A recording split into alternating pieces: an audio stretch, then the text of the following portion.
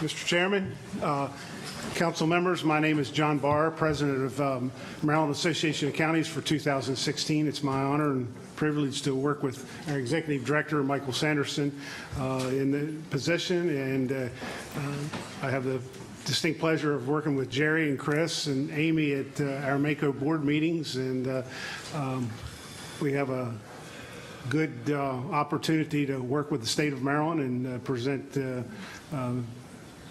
opportunity to move forward in many bills and different opportunities to work with our senators and our delegates. I'd like to ask Michael to give a brief, I guess, update on some things of interest, particularly to MACO, and then we'll ask if you have concerns or issues that you would like to talk to us about. Great. Also, I'd like to highly stress our summer conference is our highlight. We have nearly 2,000 folks that attend the summer conference in Ocean City in August, and 250 outside display opportunities, both counties and public and private entities. So, Michael? Well, thank you very much. Thanks, Mr. Chairman and council members. Michael Sanderson, Director of the Maryland Association of Counties, also a resident of Anne Arundel County proudly. And happy to spend a little bit of time with you. We've distributed a packet of issues. The focus, as you might imagine this time of year, is looking backwards at the General Assembly session. MACO, one of our principal measures is to strive to be the voice of county governments on policy issues here in Annapolis. Quite a lot of things that happen at the state level filter down to county governments. They affect your budget, your operations, our autonomy, and those are things that we all defend very vigorously in Annapolis. So I'll spend a couple of minutes sort of in a whirlwind. I don't intend to go through this in a lot of detail. Surely if you have any questions or you want to get into more detail this evening, we're happy to do that now. I'm also pretty easy to find, and there's a lot of resources on the Maryland Association of Counties website and our news blog, Conduit Street. We send that all out to you on Fridays and have quite a lot of followers to that effort as well. So with that, on the front page of our handy little packet is a quick snapshot of MACO's advocacy and the county issues from this past legislative session. Not surprisingly, with the breadth of things we get involved in, a mixed bag. That's usually the case. I'll give you the quick blender view on several things. I usually start with fiscal and budget. That tends to affect just about everything. That's the centerpiece of a lot of the tenor in Annapolis right now, but even in most times. Economy's a bit better. The budget this year was less eventful and less combative than is often the case. Very much the final budget itself, the spending plan, looks very, very much like the original spending plan that the governor brought to the General Assembly. Relatively little rancor on the spending plan itself. On the overall fiscal package, we didn't see Annapolis enact a set of tax cuts, which was one of the things the governor was pursuing. A lot of back and forth on that. There were a few relatively small things that happened, but in the big picture, that's still in the unresolved column. Not done, not necessarily done for the term, but unresolved, at least for the moment. As far as county governments go specifically, I think there was no severe harm or sort of bad news in the state budget for county governments, and I think we can take some solace in that. After having 6 or 8 years of tough economies, driving difficult decisions, and some of those meaning shifts of cost to county governments or a dent in your budget, we managed to avoid that sort of thing happening this year. There were a few things in the breeze. Nothing really dramatic happened on that front, so that's good. The flip side is we failed to gain big ground where we thought we had an opportunity to do so on transportation revenues. I've been before you all in this chamber a number of times talking about highway user revenues. It wasn't all that long ago that 30% of all the state's gas taxes and vehicle titling taxes and so forth went back to local governments to handle the roads and bridges that don't have numbers on them, the ones that we handle ourselves, the counties and the cities across the state. It's about 5 out of every 6 road miles across the state is local locally managed. That number has been eclipsed dramatically. We still have the road responsibilities, but the state funding just isn't there. The county governments are somewhere in between 5 and 10 cents on the dollar of where we once were. It's an unusual policy injustice. It's a tough situation that came from a lousy economy, but things are better in the economy. Things are better in the Transportation Trust Fund. The state has increased its gas taxes, and we still are on a starvation diet at the local level. It's political, it's fiscal, it's complicated, and it's still unresolved as far as we're concerned. But that's still in limbo as opposed to making some meaningful ground where we thought we had an opportunity. I'll mention a couple of other issues that each of these can go pretty deep, but I'll try and spare you the detail unless you'd like to get into further. This was a big year for public safety issues in Annapolis for a number of reasons, but two notable things that got passed both toward the end of the legislative session and with a lot of county input, both from our police departments and from our correctional professionals. There was a big package of justice reforms. I call it Justice Reinvestment Initiative. Has been happening state by state. A general principle being to try and change the way we sentence nonviolent offenders, particularly drug offenders, get more people into treatment and more people into hands-on care, and fewer people that are just solely being kept in custody for nonviolent offenses. That's a trend that's been happening in a bipartisan way. Lots of states across the country. Our wardens, including the Anne Arundel County warden, were very instrumental in keeping this on track and not have it turn into a giant unfunded mandate on local jails. There's going to be a job to do for local jails. We recognize that. But to keep this from being the state saves a lot of money and the counties pick up the bill was our big concern. I think we've avoided the worst of that. Terry Kokolas was a major player for us on that front. On police issues, things like the ability to get accountability for police officers who are in difficult situations. We've had police-involved deaths in Baltimore City, other parts of the country, and I think widespread concern about those issues has led Maryland to change some of those laws for hearing boards and the like, better training and preparation for our police officers. We were also concerned about a one-size-fits-all mentality that would put everybody in the same box, and I think we avoided some of those kind of problems. We dealt with a whole lot of bills this year on liability. A lot of folks are looking for deep pockets. Local governments are on that list. We like to fend those sort of things off, trying to make the arguments about potholes versus plaintiffs. We avoided the worst of those proposals. That's been a 2-year fight, and we'll probably be back on some of those issues in the coming year as well, but they've been numerous and varied. And just in general, one of the things that MACO as an organization tends to do is we play a lot of defense. There's dozens and dozens of bills that show up every year that would affect local governments in some form or fashion. I think a lot of sponsors and a lot of interest groups don't really recognize what local government is all about and how we're the folks who have to implement a lot of these policies. MACO, along with professionals in county government, we bring that voice to the table. Sometimes that means bills need to get amended. Sometimes we just argue against them. But we do have to play some defense on things that would turn into unfunded mandates or costly or impossible propositions for local governments. So in the aggregate, that's a big part of what we do as the voice on your behalf. There's material in the packet on both fiscal and public safety issue and a few tax things. A few pages at the end of the packet from tonight are about the summer conference.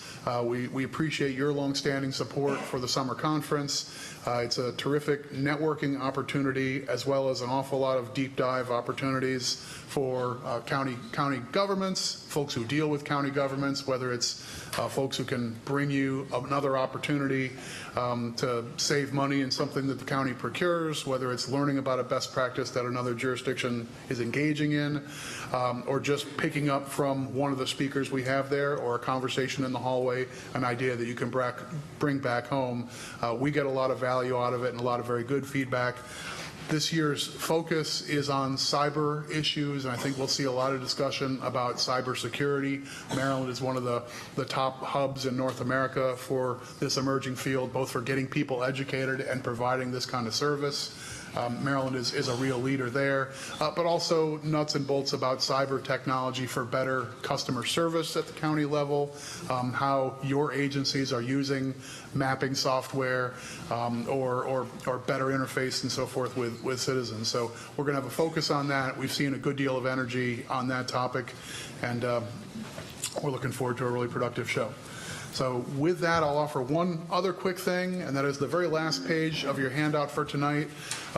There are quite a number of boards and commissions that the state has to look into or oversee some subject or another.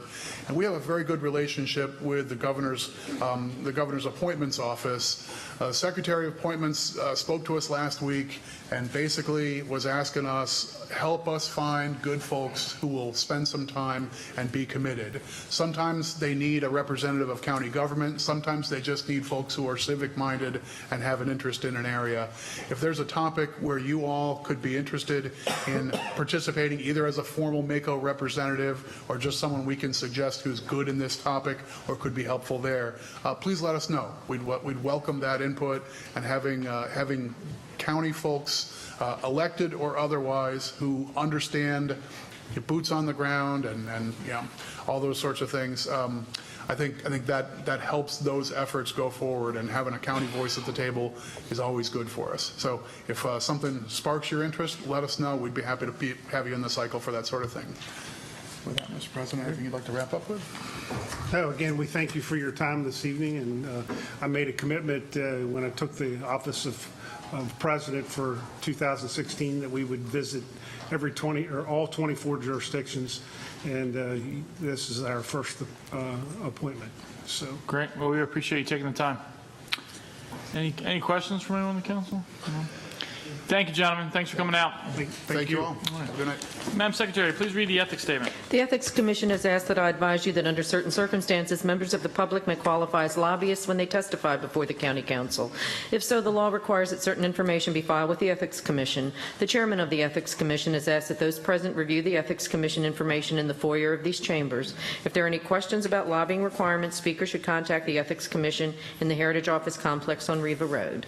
Thank you. Is there anyone in the audience who would like to address the council briefly on any subject not on the printed agenda? We got room for six. First six can come on down. Anyone else wishing? We do have 6 seats.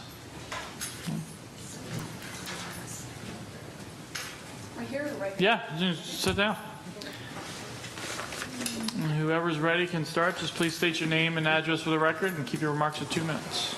You go first. Okay. Good evening, honorable councilmen and county employees and audience members. Good evening. My name is Robbie Mitchell. I live in Annapolis, and I'm here to speak to the council on behalf of myself and all non-represented employees who are appalled at the recent salary issues between union and non-reps in this year's budget. Let me start out by saying we have households to maintain and retirement to prepare for, but where's the money coming from when we live paycheck to paycheck? In the budget address, I heard the speaker today keep saying we have a better quality of life in Anne Arundel County and we are in a good place. Really, I want to know who he is referring to, because it's not representing employees.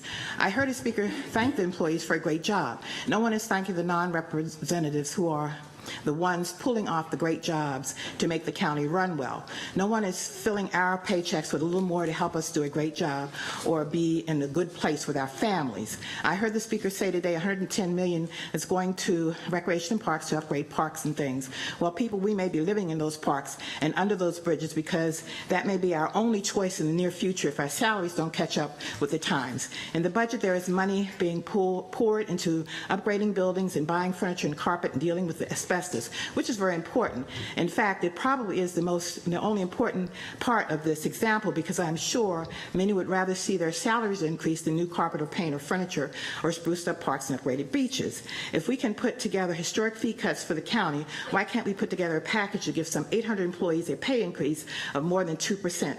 That's nothing considering we are 15% behind in merits. Anne Arundel County is not that broke.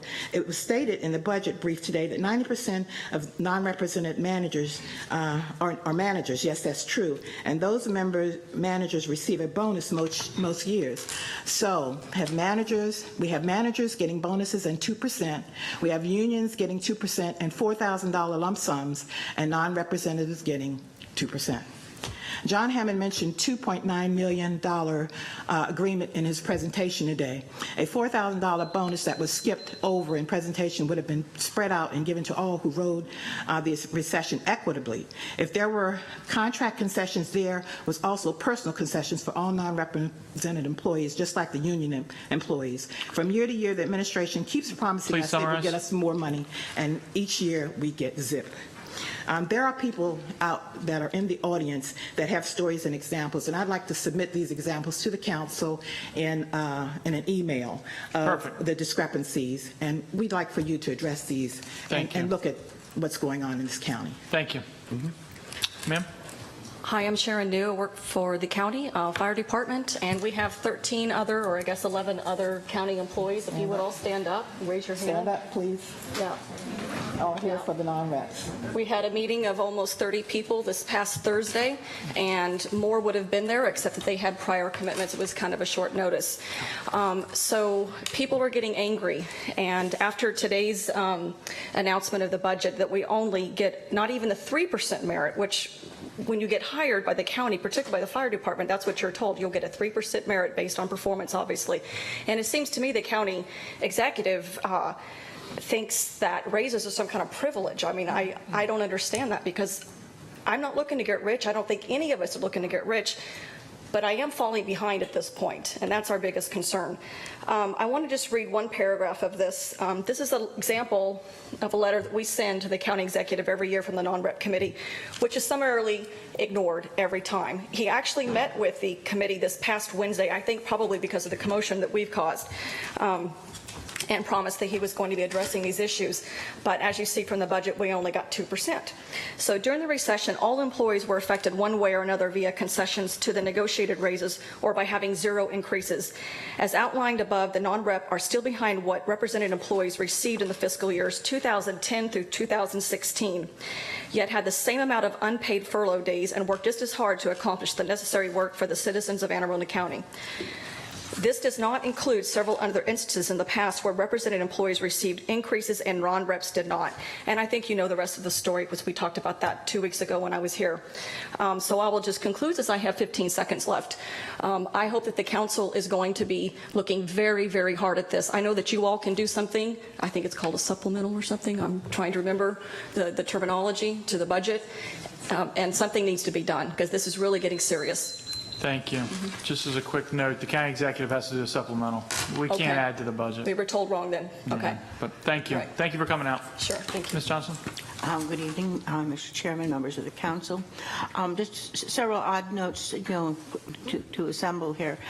With the last, with the primary election, I don't know how many of you heard independent voters who are really upset that the state of Maryland has closed primaries, and if you are an independent, you don't get to vote in the primaries. You have no voice, and yet, there was a time when independents were a small percentage of the population, but it is a much larger proportion now.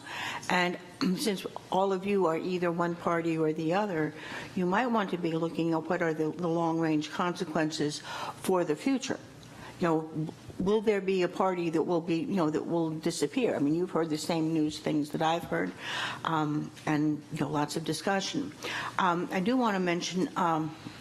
Well, I mentioned several other things. I do support the people who work for the county. This is a very expensive place to live, and the purchasing power of the dollar is being diminished, partly by the deliberate intentions of the government. But there's money that comes in, and I would hope that you would look to, when you allocate it, this money needs to go to the people who are performing services for the members or the citizens who live here and pay taxes. Third thing is that I've been talking to you about this question about I asked the Board of Appeals to issue a subpoena to the Health Department to produce documents. Well, eventually, and I told you, I appreciated the people who got me the documents. But a lot of this is really murky stuff. And so, and it turns out they're trying to tell me now that I cannot file an appeal because, well, after all, this happened on January 29th, but they wouldn't give me the documents on January 29th, and so the deadline fled by. I have issues about how do you determine how many bathrooms there are in a house? Because I think the simple thing is you go 1, 2. And you don't get to magically make up a third. And how do you magically determine whether a property, gets to have a limited housing addition? Please summarize. Well, I'm going to ask you to start, please launch an investigation into the procedures that are being used in the health department to determine what they're doing with these septic systems. Thank you, Ms. Johnson. Because Madam Secretary, please read the minutes of April 18, 2016. The meeting was called to order by Chairman Derek Fink at 7 p.m. and opened with the invocation given by Mr. Smith, followed by the Pledge of Allegiance. May I have a motion to approve the minutes of April 16, 2016? So moved. Sounds like there's a second in there. All in favor? Aye. Opposed? Motion carries. The minutes of April 18, 2016 stand approved as read. May I have a motion to suspend the rules to hear and vote on resolution numbers 1416, 1316, and 1516, and bill numbers 2316, 2416, 2616, 2716, and 2816 out of order. So moved, Mr. Chair. Second. Madam Secretary, please call the roll. Mr. Smith? Aye. Mr. Grasso? Aye. Mr. Pruski? Aye. Mr. Perutka? Aye. Mr. Trumbauer? Aye. Mr. Walker? Aye. Mr. Fink? Aye. 7 in the affirmative, none in the negative. Motion to suspend the rules to hear and vote on resolutions 1416, 1316, and 1516, and bill numbers 2316, 2416, 2616, 2716, and 2816 out of order passes. Great. Please read the title of resolution 1416. Resolution authorizing the filing of an application with the Maryland Transit Administration. Mr. Mars. Thank you, Mr. Chairman, members of the council. Bernie Marzik from the County Executive's Office. With me at the table is Brian Ulrich from Planning and Zoning. Resolution 1416 is our annual resolution to approve for the grant application process through the Maryland Department of Transportation. Urban counties receive funds for transit from the federal and state government and different funding sources, and the county then matches these funds to run our transit system. This application is identical from the previous years, with the one exception that adding a new route for Fort Meade, but this is not anticipated to require a county match, as the state will be paying for 100% of this route. Again, Mr. Ulrich or I would be happy to answer any questions the council has. Thank you. Any questions from the council? Seeing none, we'll go into public hearing. Anyone here wishing to speak on resolution 1416? Seeing no movement in the audience, public hearing is now closed. Madam Secretary, please read the title of resolution 1416. Resolution authorizing the filing of an application with the Maryland Transit Administration. Any discussion? Please call the roll. Mr. Smith? Aye. Mr. Grasso? Aye. Mr. Pruski? Aye. Mr. Perutka? Nay. Mr. Trumbauer? Aye. Mr. Walker? Aye. Mr. Fink? Aye. 6 in the affirmative, 1 in the negative. Resolution 1416 is passed. Thank you. Please read the title of resolution 1316. A resolution entitled Charter Amendment Copies and Inspections of Records. Mr. Marzi. Mr. Chairman, members of the council, Bernie Marzik in the County Executive's Office. With me is Nancy Duden, County Attorney. This resolution is to update an outdated provision of the charter dealing with the inspection and copying of records. This section of the charter was written before the Maryland Public Information Act that our county currently must comply with. The Public Information Act covers both inspection and copying, and as you all are aware, this act is often subject to change across the street in the General Assembly, and this amendment will reiterate that the county must comply with the Public Information Act, and we automatically mirror state law as it is updated. Ms. Duden or I will be happy to answer any questions the council has. Any questions from the council? Seeing none, we'll go on to the public hearing. Anyone here wishing to speak on resolution 1316? Seeing none, the public hearing is now closed. Madam Secretary, please read the title of resolution 1316. A resolution entitled Charter Amendment Copies and Inspections of Records. Any discussion? Please call the roll. Mr. Smith? Aye. Mr. Grasso? Aye. Mr. Pruski? Aye. Mr. Perutka? Aye. Mr. Trumbauer? Aye. Mr. Walker? Aye. Mr. Fink? Aye. 7 in the affirmative, none in the negative. Resolution 1316 is passed. Please read the title of resolution 1516. Resolution appointing a member to the Anne Arundel County Ethics Commission. Mr. Marzik. Mr. Chairman, members of the council, Bernie Marzik in the County Executive's Office. Resolution 1516 names Carl Apple to the Anne Arundel County Ethics Commission. Mr. Apple previously served on the Pension Oversight Committee and is a certified public accountant. All right. Any discussion? We'll go ahead and open up public hearing. Anyone here wishing to speak on Resolution 1516? Seeing no movement, the public hearing is closed. Madam Secretary, please read the title of Resolution 1516. Resolution appointing a member to the Anne Arundel County Ethics Commission. Any discussion? Please call the roll. Mr. Smith. Aye. Mr. Grasso. Aye. Mr. Pruski. Aye. Mr. Perutka. Mr. Trumbauer. Aye. Mr. Walker. Aye. Mr. Fink. Aye. 7 in the affirmative, none in the negative. Resolution 1516 is passed. Madam Secretary, please read the title of Bill 2316. An ordinance concerning subdivision and development peer review program. All right, we've seen this before. Mr. Marzick, anything to add? No, Mr. Chairman, I think we'll save our comments for the amendment that we'll be offering. Mr. Chair. Mr. Trumbauer? Thank you, Mr. Chair. I did have one question. Several people have asked me since the last meeting whether, under the proposed bill, if a peer review program was implemented and members of the community or individuals wanted to publicly access the review materials, as they are able to do now if county staff does it, will that information be made available under PIA requests or similar? And I did not know the answer to that. Greg Swain from the Office of Law. Yes. Okay. So anything that individuals or community members are able to get now under the existing way you do it, they'd have access to that same information if the peer review program is implemented? The way that we've set this up is that all the plans that are being reviewed have remained the property of the county, which is why the review takes place at the county offices. Okay. So they would submit a PIA request just like Same they process. do now? Okay. Very good. Thank you. Mr. Chair. Ms. Smith? So I just caught that last part. So the private entities would actually come to the county's office and do the review? Correct. The plans will not leave the county offices. Second question, what's the process? Is there an effort to sort of utilize reviewers who are in the county sort of first before it's externally sourced? Is there any level of commitment to, or does it even matter? Well, it's an application process, so we would anticipate that most of the applicants would be from the county. No. I'm saying the reviewers. Right. For the application, the reviewers have to file an application to become a certified reviewer. Check.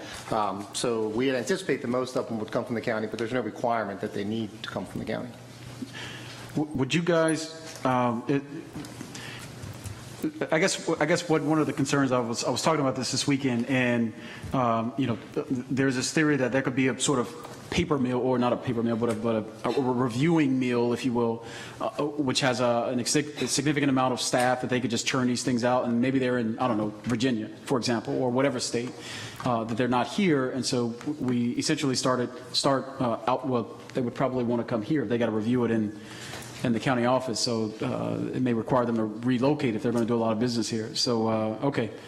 Thank you, Mr. Chairman. Sure. Any other questions? Mr. Walker?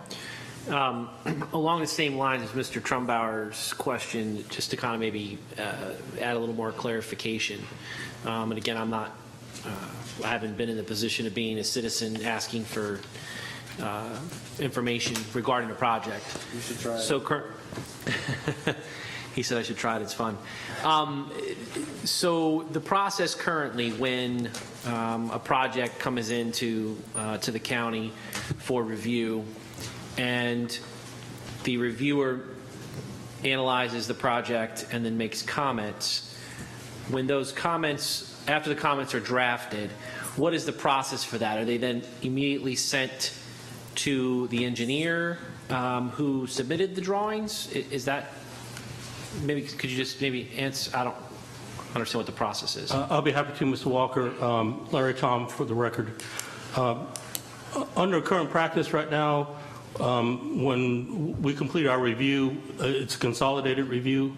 All the agencies have had an opportunity to provide comments to my office, and we consolidated those comments within 30 days of receipt of the first applications and any subsequent applications that come out, and we provide those to the consulting engineer as well as the applicant. So the comments are compiled from all the different agencies, put into one response that's sent then back to the engineer who submitted the original drawings. That's correct. And at what point are those comments available for public? Are they like posted online somewhere, or does Mr. Trumbauer seem to indicate that there was a PIA request necessary to access them? But I heard other information from someone else saying that it sounded like more like they were available online to be viewed. The consolidated letters are not posted on the website. Okay.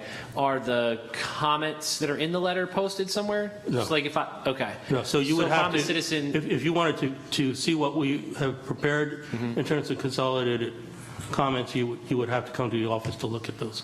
but I could look at them and I wouldn't have to file a PIA request necessarily. Not necessarily, right. If you make arrangements to my office, you can, can view them.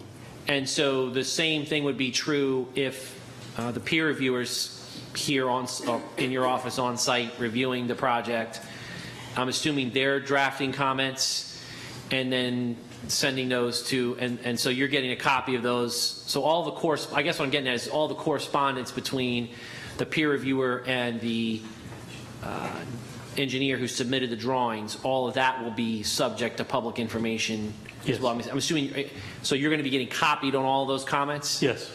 Are you reviewing those comments before they go over there, or no? They're just sending them. It's not likely that we have, under the program. I do have the opportunity to review what the peer reviewer has prepared before it goes out. Yes.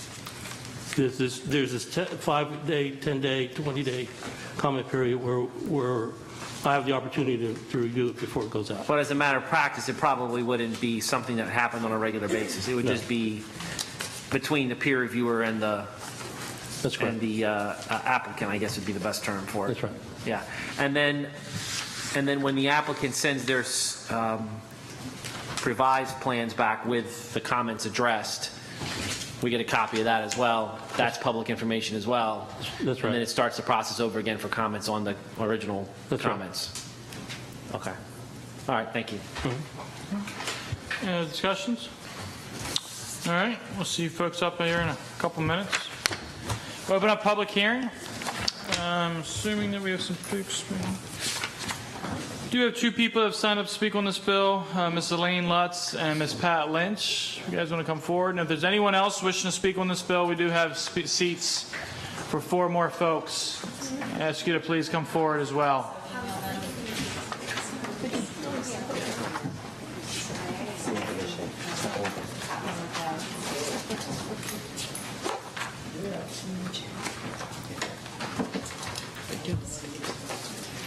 All right, we'll start with Ms. Lutz when you're ready.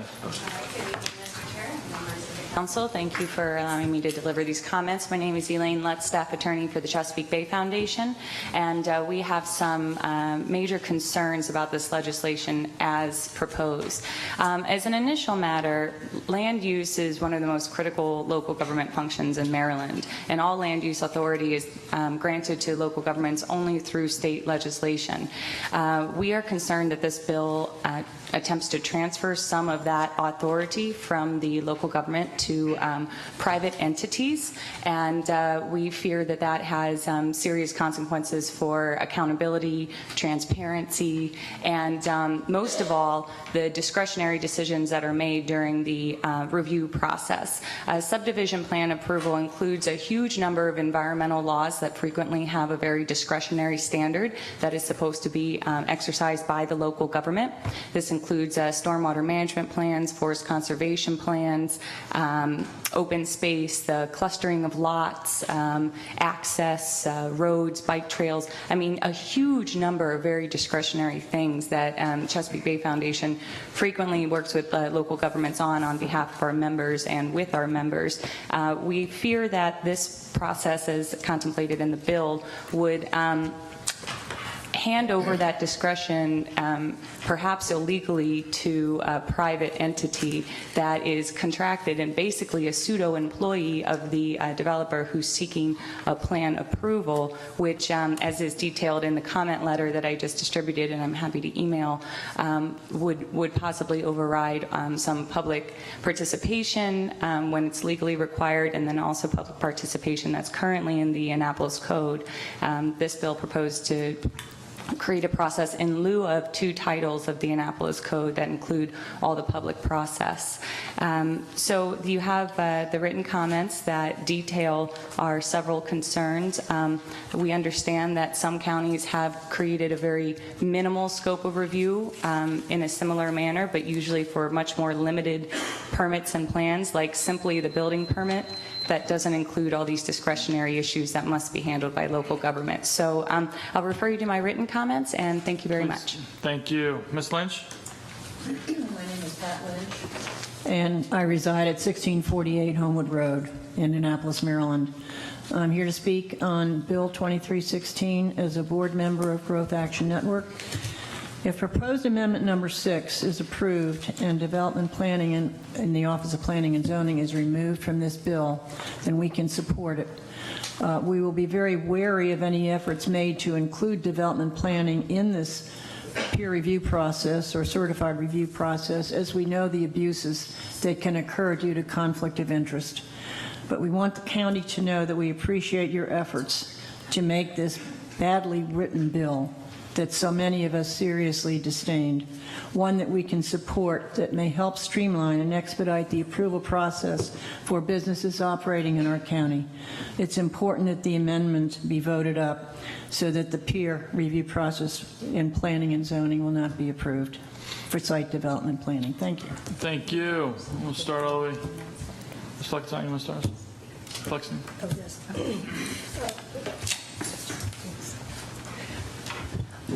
I'm Ann Fligston, and I represent the members of Growth Action Network. If I don't lose my voice, I want to say good evening to all of you and have some good news that we were very happy to hear about Amendment 6, which I think haven't had a chance to really talk to Elaine, and she may have some other issues on the other amendments, but we're very happy to see that the scope of this bill has been, I would say, substantially, significantly, a word like that, modified. Also, you've identified it with the manual who the experts will be. They'll be certified, Maryland certified licensed engineers, and that answered another question we had about what disciplines you would be having. With such a small scope now, I think it'll be easier for the program to start and to be evaluated, and we very much appreciate Amendment 6, and I would agree with Pat. We would like to see it passed. Thank you. Thank you. My name is Nathan Hall, resident of District 6, address 20 Southgate Avenue, Annapolis, Maryland. I'm here to speak in support of the bill, which I want to speak about something that I think has been lost in the discussion, and that is the issue of liability. This is actually a bill that transfers the liability from the county to the third-party reviewer. So in other words, if I'm a professional engineer and I'm performing a third-party review on behalf of another entity, I'm actually assuming liability. So in other words, it's actually a good thing. So it's transferring the liability over to the entity who's performing the third-party review. So in that sense, you know, as an engineer who's licensed to practice in the state of Maryland, I'm required by law to adhere to a significant number of detailed standards regarding ethics. And any one of those standards, I mean, they're all published on the website. They're all written into Maryland statute. If you look at them, they can basically require you to have to comply with the rules and regulations that are set forth in the county code. You know, one of them is basically upholding, you know, the public health and safety, which includes environmental issues and so forth. So, make a long story short, there's been a lot of discussion about how this bill is ripe with, you know, conflict or ripe for conflict. I'd actually suggest that it's not, in the sense that the designated entities who are qualified to perform the review will have to be held to their canons of ethics for which they are licensed to practice in the state of Maryland. So that's it. Thank you. Ms. Leahy? Good evening, Chairman Fink and the members of the council. My name is Amy Leahy. I'm here on behalf of the Greater Severna Park Council, and we have cautious support of the bill. What I would be concerned about was, the council concern would be, what part of the law sets the county minimum standard regulations And what are the sanctions if the reviewers do not uphold their performance in conjunction with or in agreement with whatever the county regulations would be? And what would the sanctions be under the law? Thank you. Ms. Johnson. Julie Johnson, P.O. Box 6634, Annapolis, Maryland. I am glad that the council has made an effort to approve the bill with the amendments, but I am afraid I'm still part of that part of the public that simply does not trust government anymore. And I don't trust a lot of other things either, a lot of other entities. When you look at the Bar Association, how many people are actually disciplined for serious misconduct? When you look at the medical profession, you have the same problem. It is rampant. It's a really serious problem when you ask people who have their incomes dependent upon their, quote, opinions, unquote. You get some very bizarre things, and I've told you about the people who sued me and claiming my deed was worthless, even though there were like 6 or 7 or 8 court orders that made it perfectly clear that it had been settled long ago. But you fight a case like that for 2 years, it's thousands upon thousands of dollars. And consequently, I do not trust a situation like this where you're bringing in outside people to render decisions. And in the material I presented earlier tonight, how difficult can it be to count how many bedrooms there are in a home? These are 1, 2 on the first floor, 0 in the basement, 0 in the attic, comes to a total of 3. Well, actually, in the second document, it came to a total of 4. We have got really serious issues, and development is one of the issues that a lot of the citizenry are really concerned about, with the issues on Forest Drive, issues with other parts of the county where the infrastructure is not adequate to meet all of the needs, whether it's schools, roads, first responders, and so forth. So personally, I strongly oppose this whole concept of peer review, except if you want to just do a little pilot itsy-bitsy thing to see how it works, because I could be wrong. Johnson. Mr. Chair. Ms. Schomburg. Thank you, Mr. Chair. Before the panel goes, I wonder, Ms. Lutz, you listed several places where you thought that the proposed bill was in conflict with state law, and I wonder if on your way from the table you might share your memo with Mr. Swain from our county law office, so that when he comes back up he might respond to that for us. Sure. There are a host of legal issues raised in the comment letter, so Sure.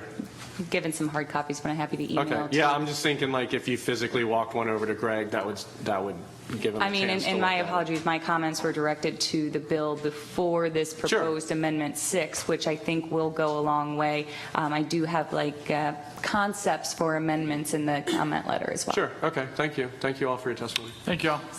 Anyone else wishing to speak on this bill? Last call. Seeing no movement, we'll go ahead and close the public hearing. Madam Secretary, please read the title of 2316. An ordinance concerning subdivision and development peer review program. I do see we got a couple dozen amendments. We'll take on amendment number 6. This amendment modifies the name of the peer review program to the expedited review program, substitutes certain engineered plan reviews for subdivision and site development plan reviews, and clarifies that reviewers will be referred to as certified reviewers. Mr. Marsden. Mr. Chairman, members of the council, again, as Ms. Jones said, Amendment 6 goal is to, one, rename the plan to the expedited review program. I think this will hopefully address some of the concerns we've heard with the prior name to this. It also renames the people who are reviewing this to certified reviewers, to again emphasize that they will go through a certification through the Office of Planning and Zoning.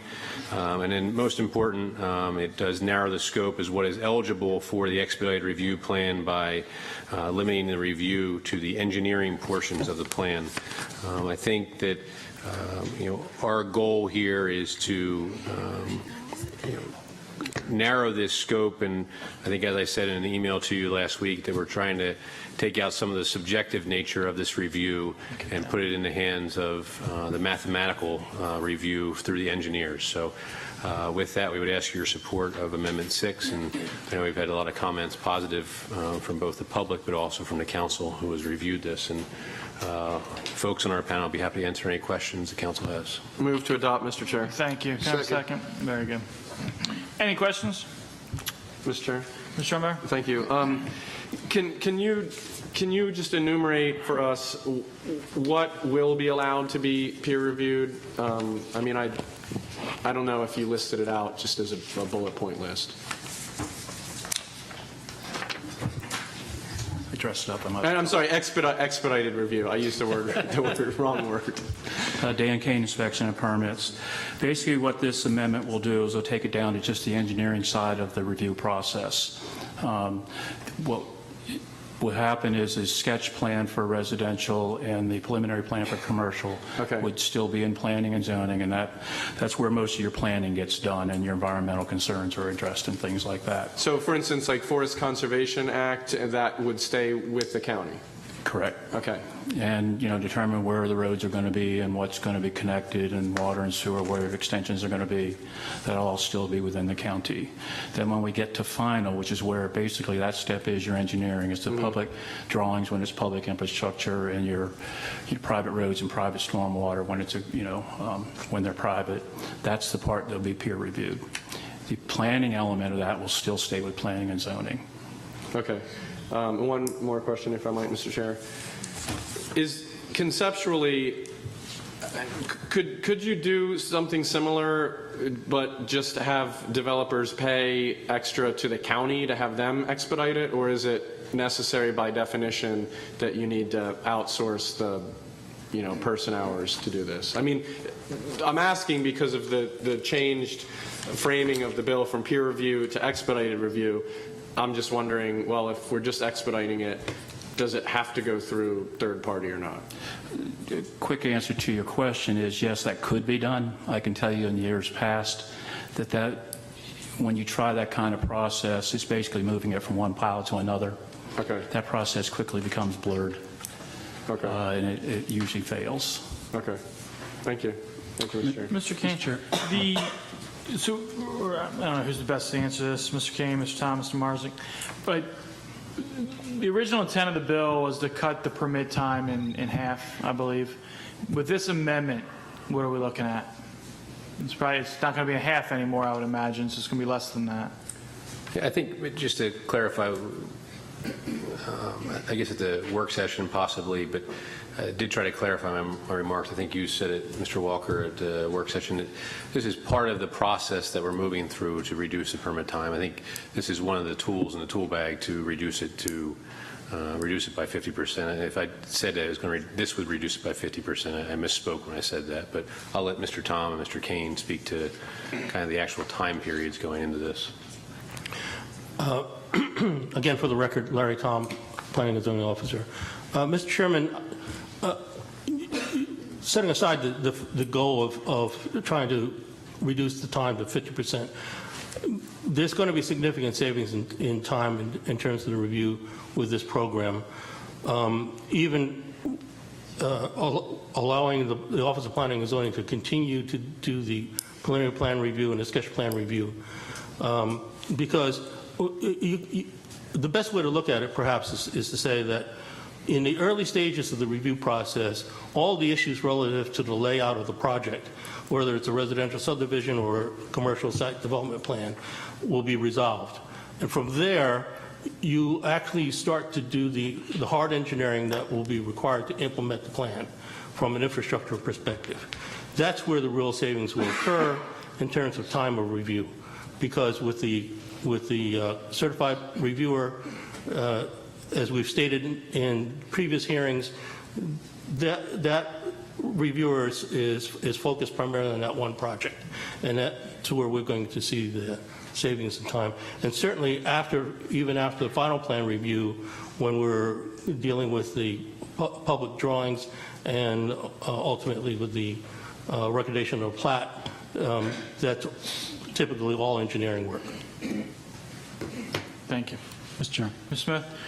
So in reference to this portion, because you're talking about different stages of the planning process and implementation process of a project, what is the typical timeline for this amendment for that stage, and then what is this going to do to affect the design timeline?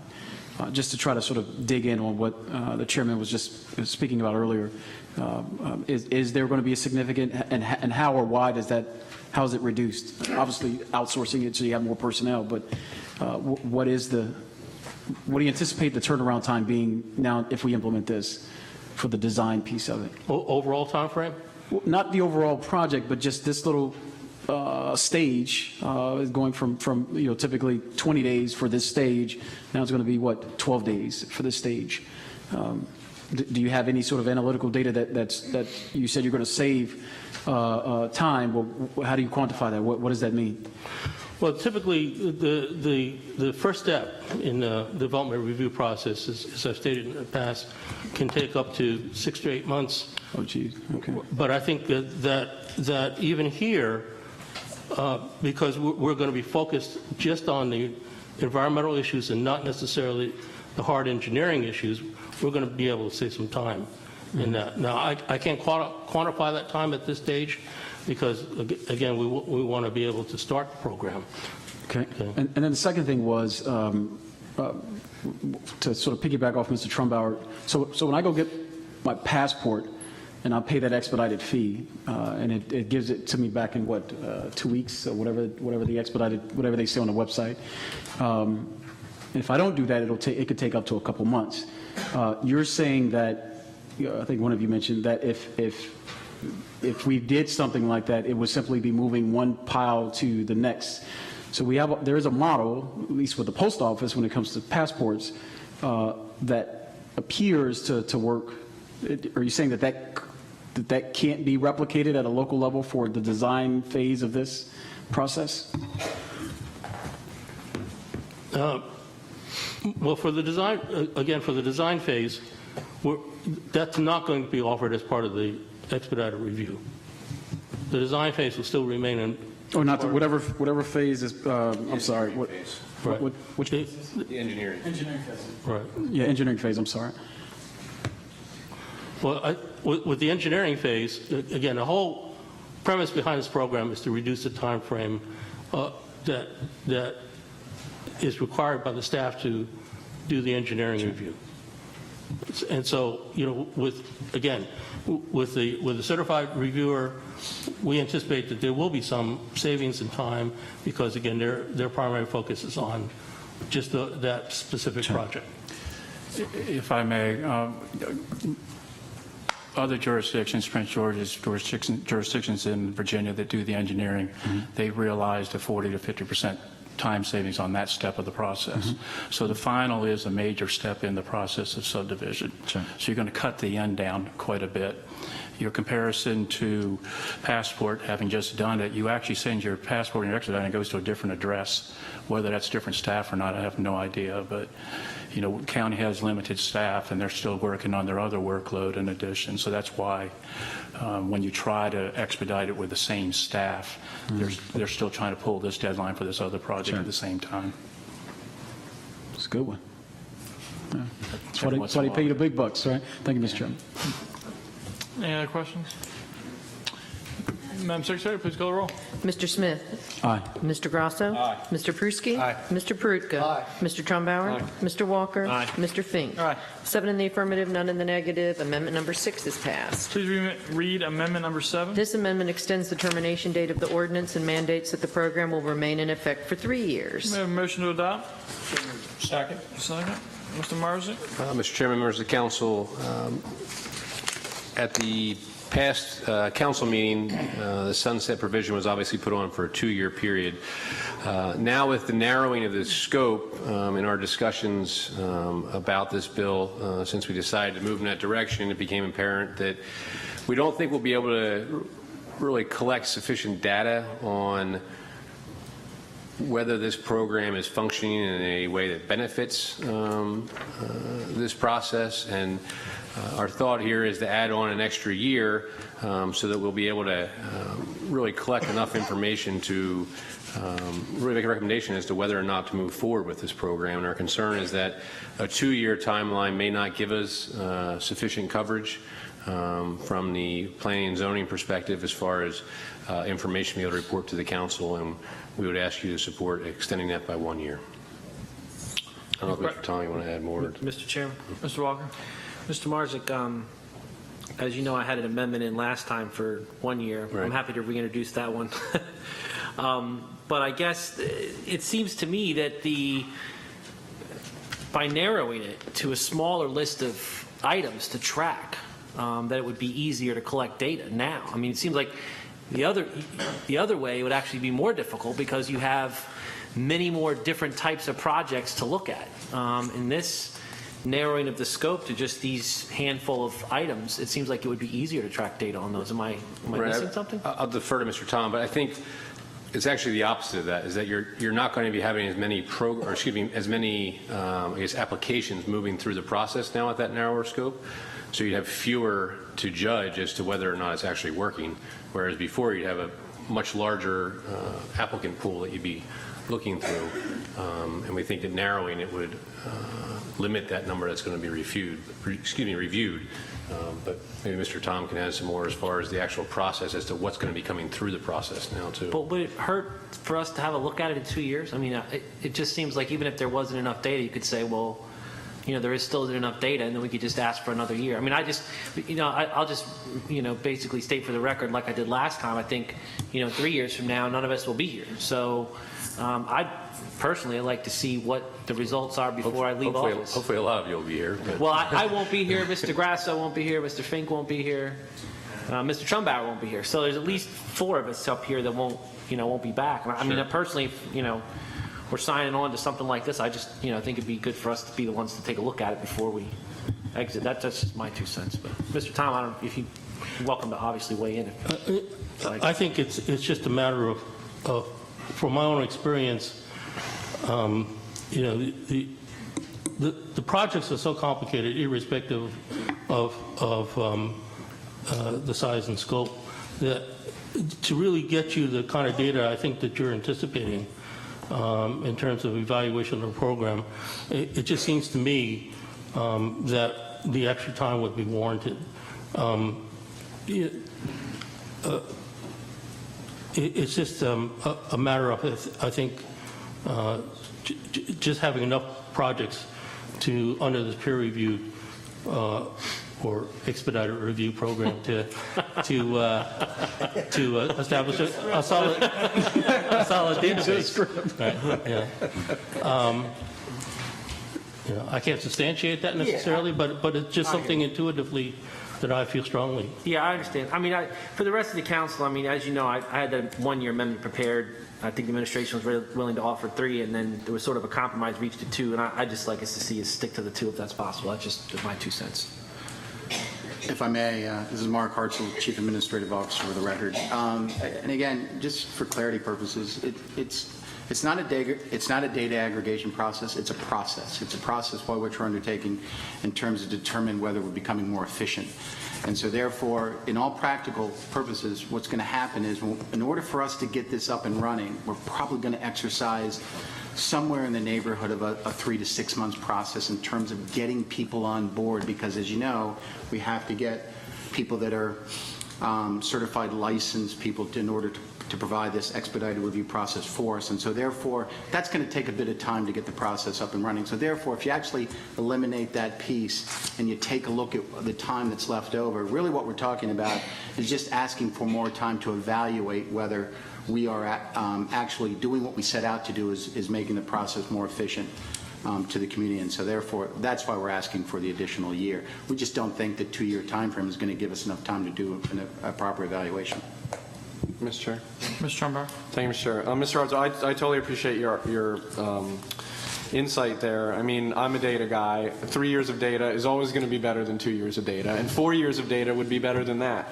But, I mean, to me, we've this council has spent some time looking into this, and you guys have spent some time educating us and showing us what you're trying to do. And, Mr. Walker's point, I think, is an important one. I feel like we're being asked to kind of approve this to a certain extent, and I would like to be the one that in 2 years comes back and evaluates that. And it's quite possible that you'll come before us in 2 years and say, look, we think this is worth working, we don't have enough data, but there haven't been any disasters, give us another 2 years. We'll at least be equipped to make that decision. I feel if we push this past the next political horizon, you're going to have, as Mr. Walker pointed out, at least 4 new members, a majority new members of the council. They're going to be the ones being asked to evaluate a program that they didn't initiate. So I appreciate 3 years is better than 2, but from my perspective, I would like to be the one that comes back and evaluates this. It's nothing against you guys. I just like to have another bite at it, I guess. I hope it works. If we passed Amendment 6, I think that was great. I really appreciate you guys taking the initiative to address the council's concerns. I think that was very productive. I just kind of want to see this thing through. So that's my perspective. Any other discussion? Mr. Chairman? Mr. Pergo? Just for my part, I think that the comments that my colleagues have just made are cogent. One other thought I'd like to add to that is, even whether or not I'm here in 3 years, you can bet the Growth Action Network will be here in 3 years. You can bet that the Arundel Preservation Council will be here. Greater Severna Park, the activists from District 5 will be here to monitor this. I'm confident of that, whether or not Michael Peruk is here. Mr. Chair. Mr. Smith. Mr. Peruk, you are progressing to a level of creativity and how you. I'm enjoying it. I love the commentary. Just want to sort of put that on the note. Any discussion? Madam Secretary, please call the roll. Mr. Smith. Nay. Mr. Grasso. Nay. Mr. Pruski. Nay. Mr. Perukta. Aye. Mr. Trumbauer. No. Mr. Walker. Nay. Mr. Fink. Aye. 2 in the affirmative, 5 in the negative. Amendment number 7 is defeated. Madam Secretary, please read the title of Amendment number 8. This amendment requires the Office of Planning and Zoning and the Department of Inspections and Permits to post a public list of the applications undergoing expedited review by a certified reviewer. Motion to adopt? So moved. Second. Mr. Pruski? Yeah, as you know, we received a lot of emails that was kind of mentioned, and I think one of the things maybe lost in the process is while some things may be in the manual, I think there's some things that should be in the law, and in particular, disclosure, and that's why I'm submitting this amendment, and I ask for support. Thank you. Administration? Mr. Chairman, members of the council, I think our point of view is that we've talked with Mr. Pruski. I appreciate you sharing these amendments with us, both this and the next one. I think we've addressed this issue in the manual, as I've spoken to you about and others about. This, as well as the next one, are both issues that we heard about at the last council meeting, I think from Mr. Trumbauer and then from some of the advocates in between. We put these adjustments in the manual to address this and the next amendment, and at this point it's something that we didn't feel would be necessary to put into the code. All right, thank you. Any conversation? Madam Secretary, please call the roll on Amendment number 8. Mr. Smith? Aye. Mr. Grasso? Nay. Mr. Pruski? Aye. Mr. Perukta? Aye. Mr. Trumbauer? Aye. Mr. Walker? Aye. Mr. Fink? Aye. 6 in the affirmative, 1 in the negative. Amendment number 8 is passed. Madam Secretary, please read Amendment number 9. This amendment modifies the conflict of interest provision to require disclosure of interest in other projects and to require disclosure and qualification of the certified reviewer and annual updates of the disclosure. Mr. Pruski? Again, Mr. Chairman, this was something that was... To adopt. Sorry, second. Thank you, Mr. Chairman. This was something that was brought up through emails, and again, while the manual may have some of this information, I feel more comfortable being codified, and it is what it is, and it was right. Thank you. Very good. I'm guessing the administration has the same comments as before? Nothing to add, Mr. Chairman. Very good. Any discussion? Please call the roll. Mr. Smith? Aye. Mr. Grasso? Aye. Mr. Pruski? Aye. Mr. Perukta? Mr. Trumbauer? Mr. Walker? Aye. Mr. Fink? Aye. 7 in the affirmative, none in the negative. Amendment number 9 is passed. All right, we will hear this bill at the next meeting. Madam Secretary, please read the title of Bill 2416. An ordinance concerning zoning personal fitness studio. All right, I believe we had some discussion last time. Mr. Walker, anything to add? I do not. Does administration have anything to add? No. All right, we're going to. No, we don't have a public hearing. We do have a public hearing. Do we amend it? We have to continue the public hearing. Didn't have the public Because we hearing didn't have last the public hearing. Very good. We'll open up the public hearing. Anyone here wishing to speak on Bill 2416? Gentlemen, make room. No, you're fine, Brian. There's only one. I'm sorry. Cheney. Mr. Chairman, my name is Hamilton Cheney. Mr. Chairman, council members, Hamilton Cheney here on behalf of the Maritime Advisory Board to speak in support of this bill. We discussed it at our last meeting, and we would like to support this with a recommendation for an amendment. I know I think there's an amendment coming, but we are recommending an amendment to include the MC zone. And we felt that the bill was a good bill for the maritime industry. And the discussion basically was that the maritime industry is evolving and allowing uses that are consistent with the maritime experience, and the marinas allowing them to have a little bit of flexibility for these type of uses is a good idea. Great. Thank you. Thank you. Thank you. Anyone else wishing to speak? Seeing none, the public hearing is now closed. Madam Secretary, please read the title of 2416. An ordinance concerning zoning personal fitness studio. You see we have an amendment. Can you please read Amendment 1? This amendment adds a definition of water-based personal fitness studios and further defines this type of personal fitness studio as an accessory to a principal use in maritime zoning districts, and permits water-based personal fitness studios in the MA2, MB, and MC districts. Motion to adopt? So moved. Second. Second. Mr. Walker? While this is my amendment, Mr. Tom was the one who helped work with me on this one, and so it's pretty self-explanatory, and I ask for the council's support. Administration have anything farther? Mr. Chairman, I just want to add that the amendment does satisfy the concerns that I raised at the last hearing, and so obviously, since most of the language is mine, I would ask you to support the amendment. Very good, Mr. Chair. Mr. Chair. Thank you, Mr. Chair. I'm so happy to see you guys working together to address this. It gives me the warm and fuzzies all over. It really does. Thank you both. Mr. Chair. Mr. Smith. So, I mean, I'm not the smartest on maritime sort of uses. So why not 3? I mean, you got 2, you skip 3, and then B and C. Why not 3? Just curious. I mean, there's probably a logical reason. Why not MA3 as well? Like, why just MA2 and? MA1 and MA2 really are more marina type activities. MA1 is your community marina. Oh, okay. MA3 are typically your yacht clubs. And so we didn't think that would be appropriate in those kinds of zones, whereas the MA2, MB, and MC are more commercially oriented. Sure. Okay. All right. Very good. Madam Secretary, please call the roll. Mr. Smith. Aye. Mr. Grasso. Aye. Mr. Pruski. Aye. Mr. Perutka. Mr. Trumbauer. Aye. Mr. Walker. Aye. Mr. Fink. Aye. 7 in the affirmative, none in the negative. Amendment number 1 is passed. Madam Secretary, please read the title of 2616. An ordinance concerning Board of Appeals, Administrative Hearing Officer, Subdivision and Development and Zoning Notice Requirements. All right, Mr. Marzick.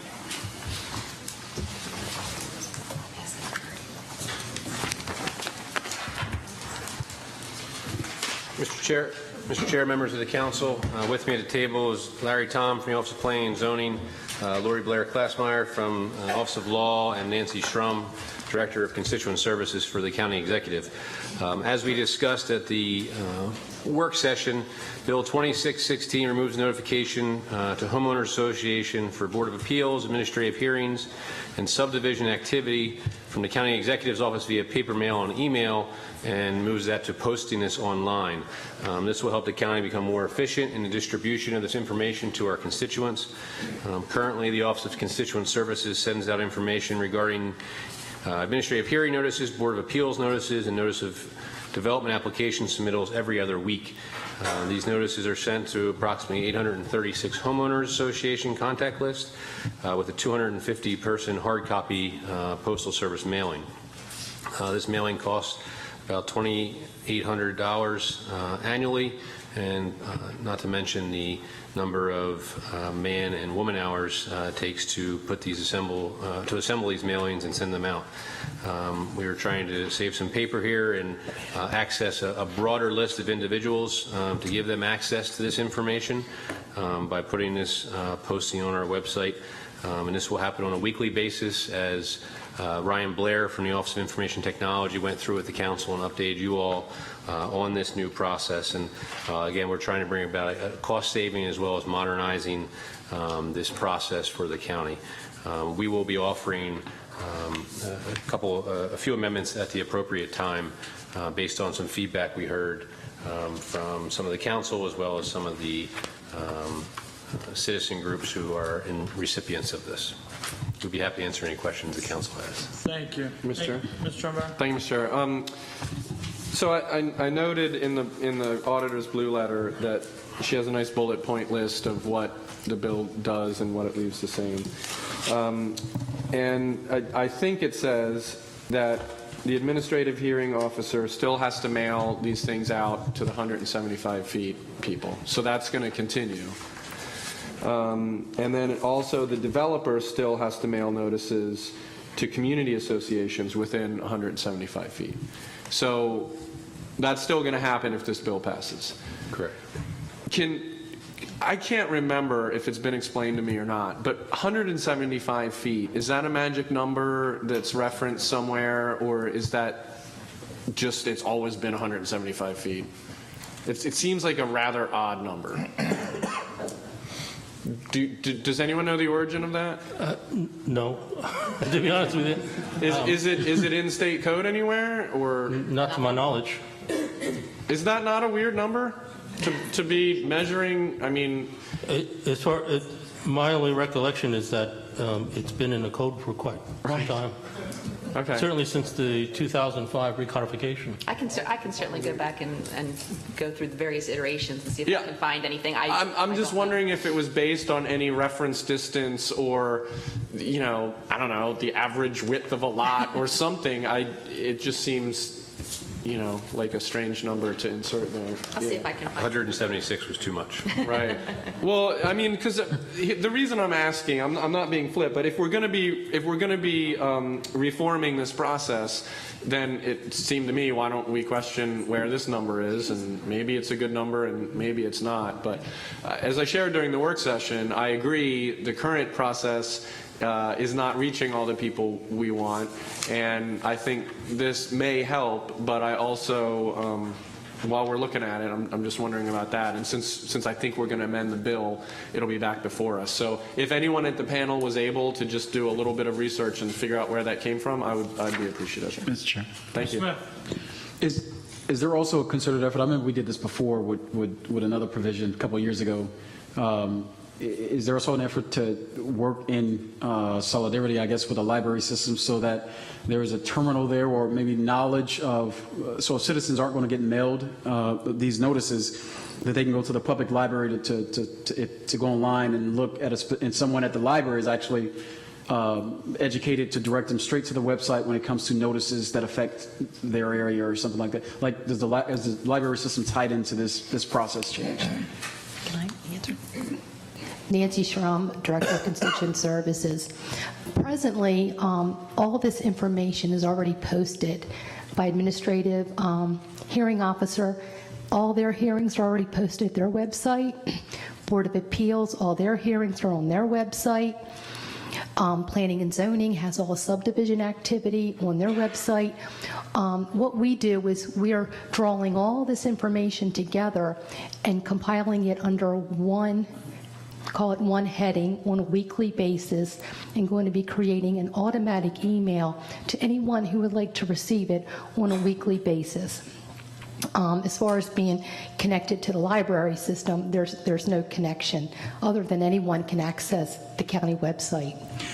Can you do, well, I'm not going to volunteer the other councilman, but you certainly can you include, I guess, my office on that automatic list? Because what I'll do is I'll send it out to our universe as well, so that folks are aware of the activities that are occurring. I don't want to volunteer the other councilman, but certainly I'll. And that would be ideal. Sign up. The idea behind this is we pride ourselves on customer service, and this public notification that's required by code, we're trying to provide the more access to more citizens, because just this evening I did a test. I went through the hard copy mailing that we do, and I randomly selected someone, and I don't think she would mind me sharing. I used her as a test, the president of Chandler Point Association in Pasadena. I picked up the phone and called and said, the mailing is going to your P.O. box in Pasadena. Are you receiving it? She made another phone call, and the person who's picking up the mail is putting it in the trash can. So, behind all this, when we go out to our community meetings, we're trying to retrieve more contact information to add more people to the contact list. So this is all about being more transparent and making the information available to anyone who wants to scroll through it on a weekly basis. Okay. So I do. Thank you, Mr. Chairman. Mr. Friske. Yes, thank you, Mr. Chairman. So for someone who served as a community association president for 6 years, also as a former member of the Board of Appeals, I can't tell you how often there are people that are not on the constituent service list for the county executive and would not receive these notifications. What concerns me, again, is you pull the rug out for people who don't get the mailing. Yeah, there may be some that throw it out, but for the citizens that will not get it because of the removal. I agree with you, it's the county website. But for those of you that have visited the county website lately when it did a transition, it was actually down for a day or two. I'm not saying that happens all the time, but there's a grave concern here that if we're trying to be transparent with public notice, why are we removing the mailing piece? Is there an optional way where folks that would sign a form and say, I'd still want mail versus, to go to the website and the email address list?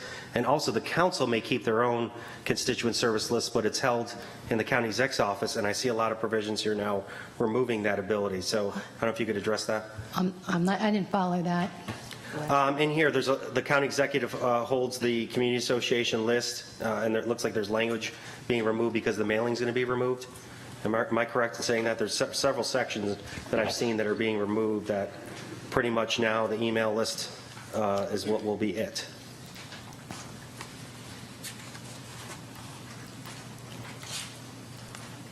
Could you identify? So it says, okay, if I'm under community meetings 17-107, that is on the list of community associations, persons, organizations maintained in the Office of County Executive. So will that no longer be maintained? I mean, obviously, you're saying it's going to be posted on the website, but how will anyone on the council or anyone else know who's on the list and who isn't? There is a community association list that is maintained and then maintained and posted under constituent services at our website. That will remain, and then we update it on an annual basis. Okay, and have you've not run into a situation where someone has said that I don't have an internet or email and I'd rather reserve the hard copy? No, if anything, I'm getting phone calls that people have passed away and they want to be removed from the list. And actually, this example that you cited, those that are not receiving it, how do I know who's out there that's not receiving it that would like to receive it if they're not on our list? Okay, we can argue over that. Also, too, it says community associations. There are other people that are on that list, for instance, athletic associations, churches, other pieces, am I correct, that have signed up for the constituent service list? Not necessarily, but as we go out, we're inviting anyone to be become part of that contact list, and we add them and we maintain them until we get a change of information. And nothing will change with the list. If anything, we're continuing to update the list. Okay. Was there any outreach to the to communities to ask them about this in terms of discussion? I know you've got a little feedback, but so you're saying there's not one person that said they'd rather receive the hard copy? No.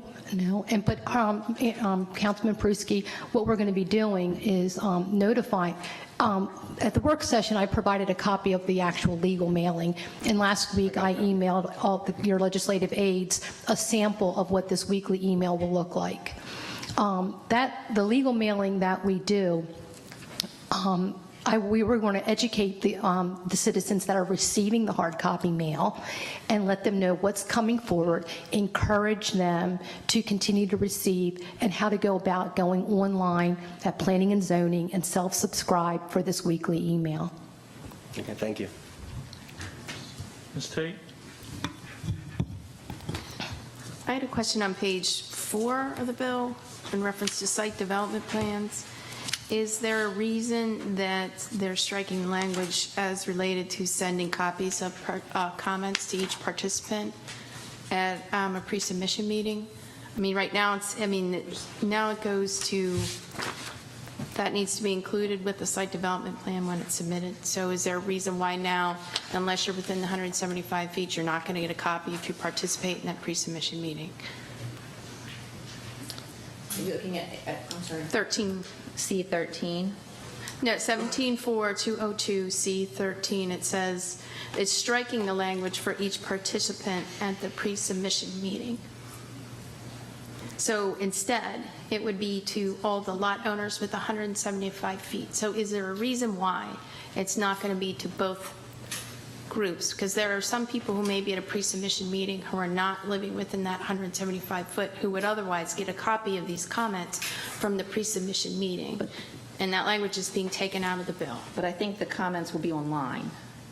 But it's not. So where does it say they'll be online?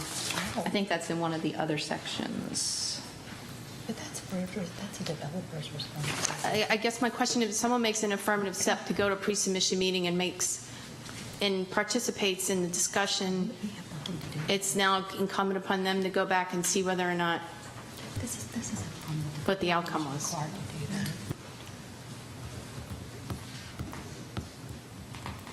Yeah, that's a developer-required mailing, not a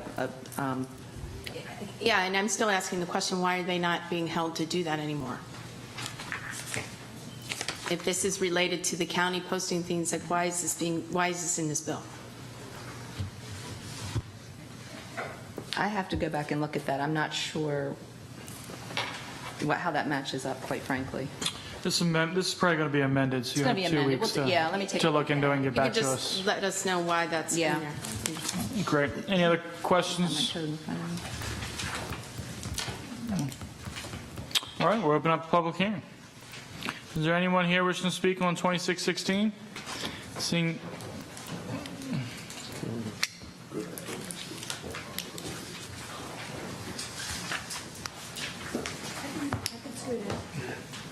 Please state your name and address for the record and keep your remarks 2 minutes. I'm Elizabeth Vosborg. I'm president of Arundel Preservation Council, and we have worked very closely on this bill. So they have been contacting the community.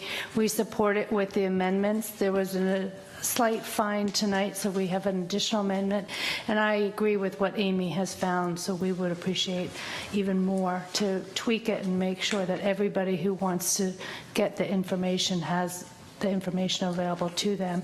Little concerned about not having any mail, because we do have, as the auditor pointed out, some people who don't have the access to computers. And for Arundel Preservation Council, we still mail several of our newsletters. We send out 67 newsletters and still mail 12 each month. Great. So, Thank you. they've worked very closely with us, and we appreciate it. Thank you. Thank you. Public hearing on 2616 is now closed. Madam Secretary, please read the title of 2616. An ordinance concerning Board of Appeals, Administrative Hearing Officer, Subdivision and Development and Zoning Notice Requirements. We do have several amendments. Please read amendment number 1. This amendment requires that notices of certain hearings before the Board of Appeals be posted on the county website 30 days before the hearing rather than 2 weeks before the hearing. Move to adopt. Second. All right. Mr. Marzick? Mr. Chairman, members of the council, it is pretty self-explanatory. This is one of the concerns that was raised, I believe, by Mr. Osberg in the meeting that they had. along with the other amendments that will be before you. Very good. It Any actually, questions? it actually expands the notice. Any questions? Mr. Chair. Ms. Smith? No, I just want to, actually, this one and the following, actually, we're always beating you up here from the council. This actually looks like a good thing. Thank you, That's Mr. being done, so thank you for that. Thank you, Mr. Chair. Sorry for all the bad stuff I've been through for you. Madam Secretary, please call the roll. Mr. Smith? Aye. Mr. Grasso? Aye. Mr. Pruski? Aye. Mr. Perutka? Aye. Mr. Trumbauer? Aye. Mr. Walker? Aye. Mr. Fink? Aye. 7 in the affirmative, none in the negative. Amendment number 1 is passed. Please read amendment number 2. This amendment requires certain notifications to be posted on the county website within 5 days of action taken or scheduling occurring. A motion to adopt. So moved, Mr. Second.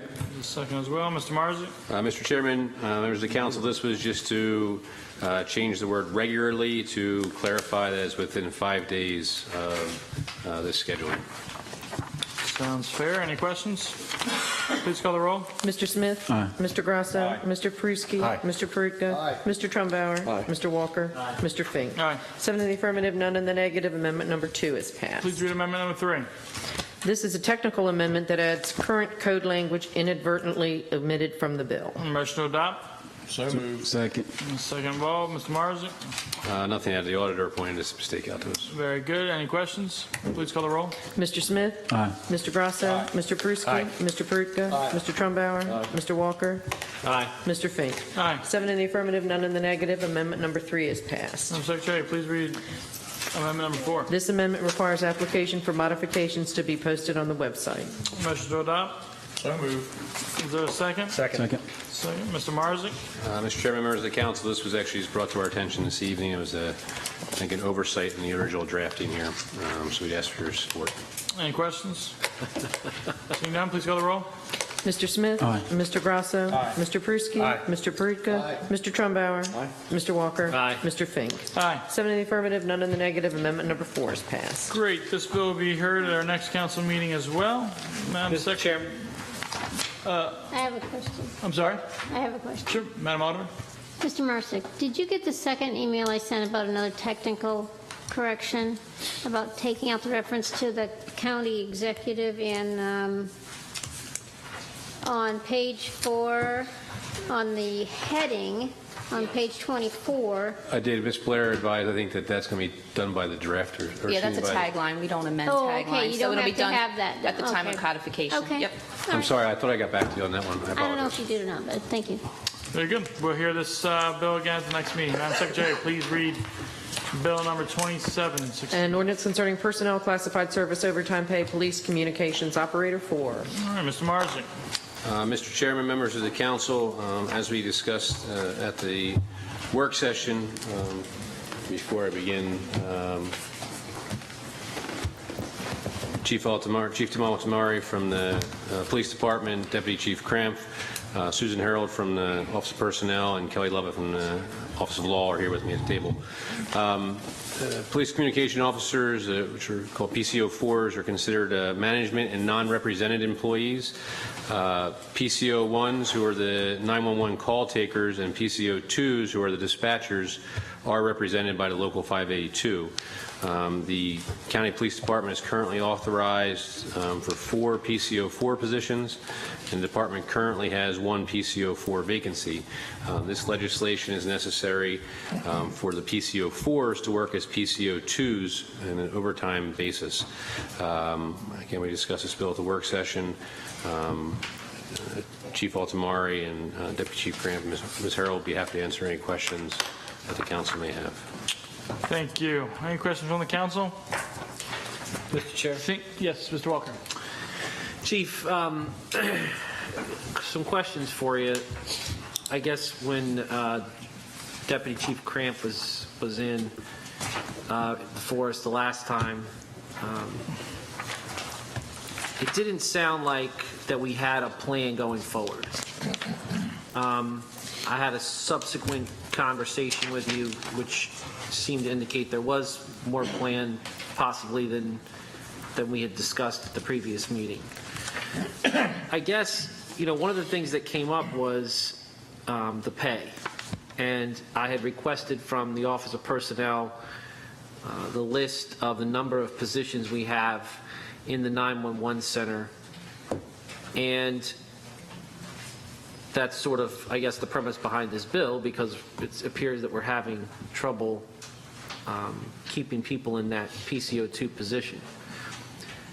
I guess the question is, at what level are we hiring folks in at? I mean, I'm looking at the position descriptions for PCO1 and PCO2s, and they seem very similar in pay. There's not a huge disparity as far as the salary range goes, but it doesn't appear that we have any, or I shouldn't say any, but we have very few problems hiring PCO1s. We've got 26 total positions authorized in the budget. There's 25 slots that are filled with only one vacancy on the PCO1s. PCO2s, we have 54 slots authorized in the budget, but only 37 slots filled, so we're short 17.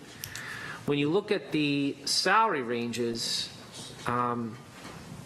they're within $1 or so, based $1 and change of each other. I mean, the salary range I'm looking at on PCO1s is $17.76 an hour, almost, they'll just round up, $18 an hour, and on the high side, $26 an hour, which is a range of $37,000 roughly a year to $54,000 a year. And the PCO2s is a salary range of roughly $19 an hour, ranging up to $27 an hour. So they're within, like I said, within $1 or so of each other. And the total annual salary difference is only about $2 or $3 grand. So I guess I don't understand why, if we're not having problems hiring PCO1s, why not find PCO1s that are doing the job and able to be moved up to PCO2s? Because it seems like we're having no problem hiring PCO1s because those slots are all full. And there's not really a difference in pay range. So maybe could you explain to us why we have no problem hiring PCO1s is what it appears. We have a problem hiring PCO2s, but the salaries are very similar. Yes, sir. Great question, and it's a complex one. So as you go out to recruit, you're recruiting to put most of your workforce eventually into the PCO2 rank. So if you'll let me draw a picture for you. PCO1s are call takers. So they are the folks who will answer, say, 911, where's your emergency, what do we need to send you? And then they will start to take notes and then provide it to the PCO2s, so that when you make the move from PCO1, you're moving from that kind of entry-level step into a step that where multitasking is infinitely more important and infinitely more a part of the job, and the ability to do that multitasking quickly and efficiently and without marked error is the fine line between keeping people alive and not keeping people alive. So very frequently, we will hire for a PCO2 position to bring them in with the eye towards getting them into that PCO2 slot, and I will allow voluntary requests for demotion to PCO1 because they can't function at the PCO2 level to the level we need them to keep our cops, citizens safe out there. So okay, so is the call taker determining whether the call is going to police or fire first? Is that, do they route it that way? Those are the two options basically? Yes. So they're just routing it. Routing it, and then as the stimulus comes in, they're recording it and then sending it to the dispatcher for action. So we'll use a routine when mom's having a heart attack. The caller calls in, says, my mom's having chest pain, she's short of breath, she's turning pale. When the call first comes in on 911, the call taker is going to say, in Arundel County 911, do you need police, fire, ambulance? And so she'll route it on that. So as she's taking the stimulus in, she's routing it to fire. And then if we hear she's pale, having trouble breathing, and having chest pains because she just snorted a 1/4 ounce of Coke, then she's going to send police 2. Do you know he or she's going to send police 2? So that's the function there, to get the call in, get the stimulus recorded, the intelligence coming in recorded, and then getting it to the dispatcher, who's got to make the motions and take action to get the correct amount of folks going, to react to further incoming stimulus, to make further notifications, things of that nature, keep track of everybody where they are, so they are keeping the cops safe. So it's a, as I kind of stated, kind of entry level. You definitely need to have something on the game to do it, to really an exponential jump in the complexity of the job with decision making and stuff once you hit the PCO2 level. And does the fire department have their own equivalent of a PCO2?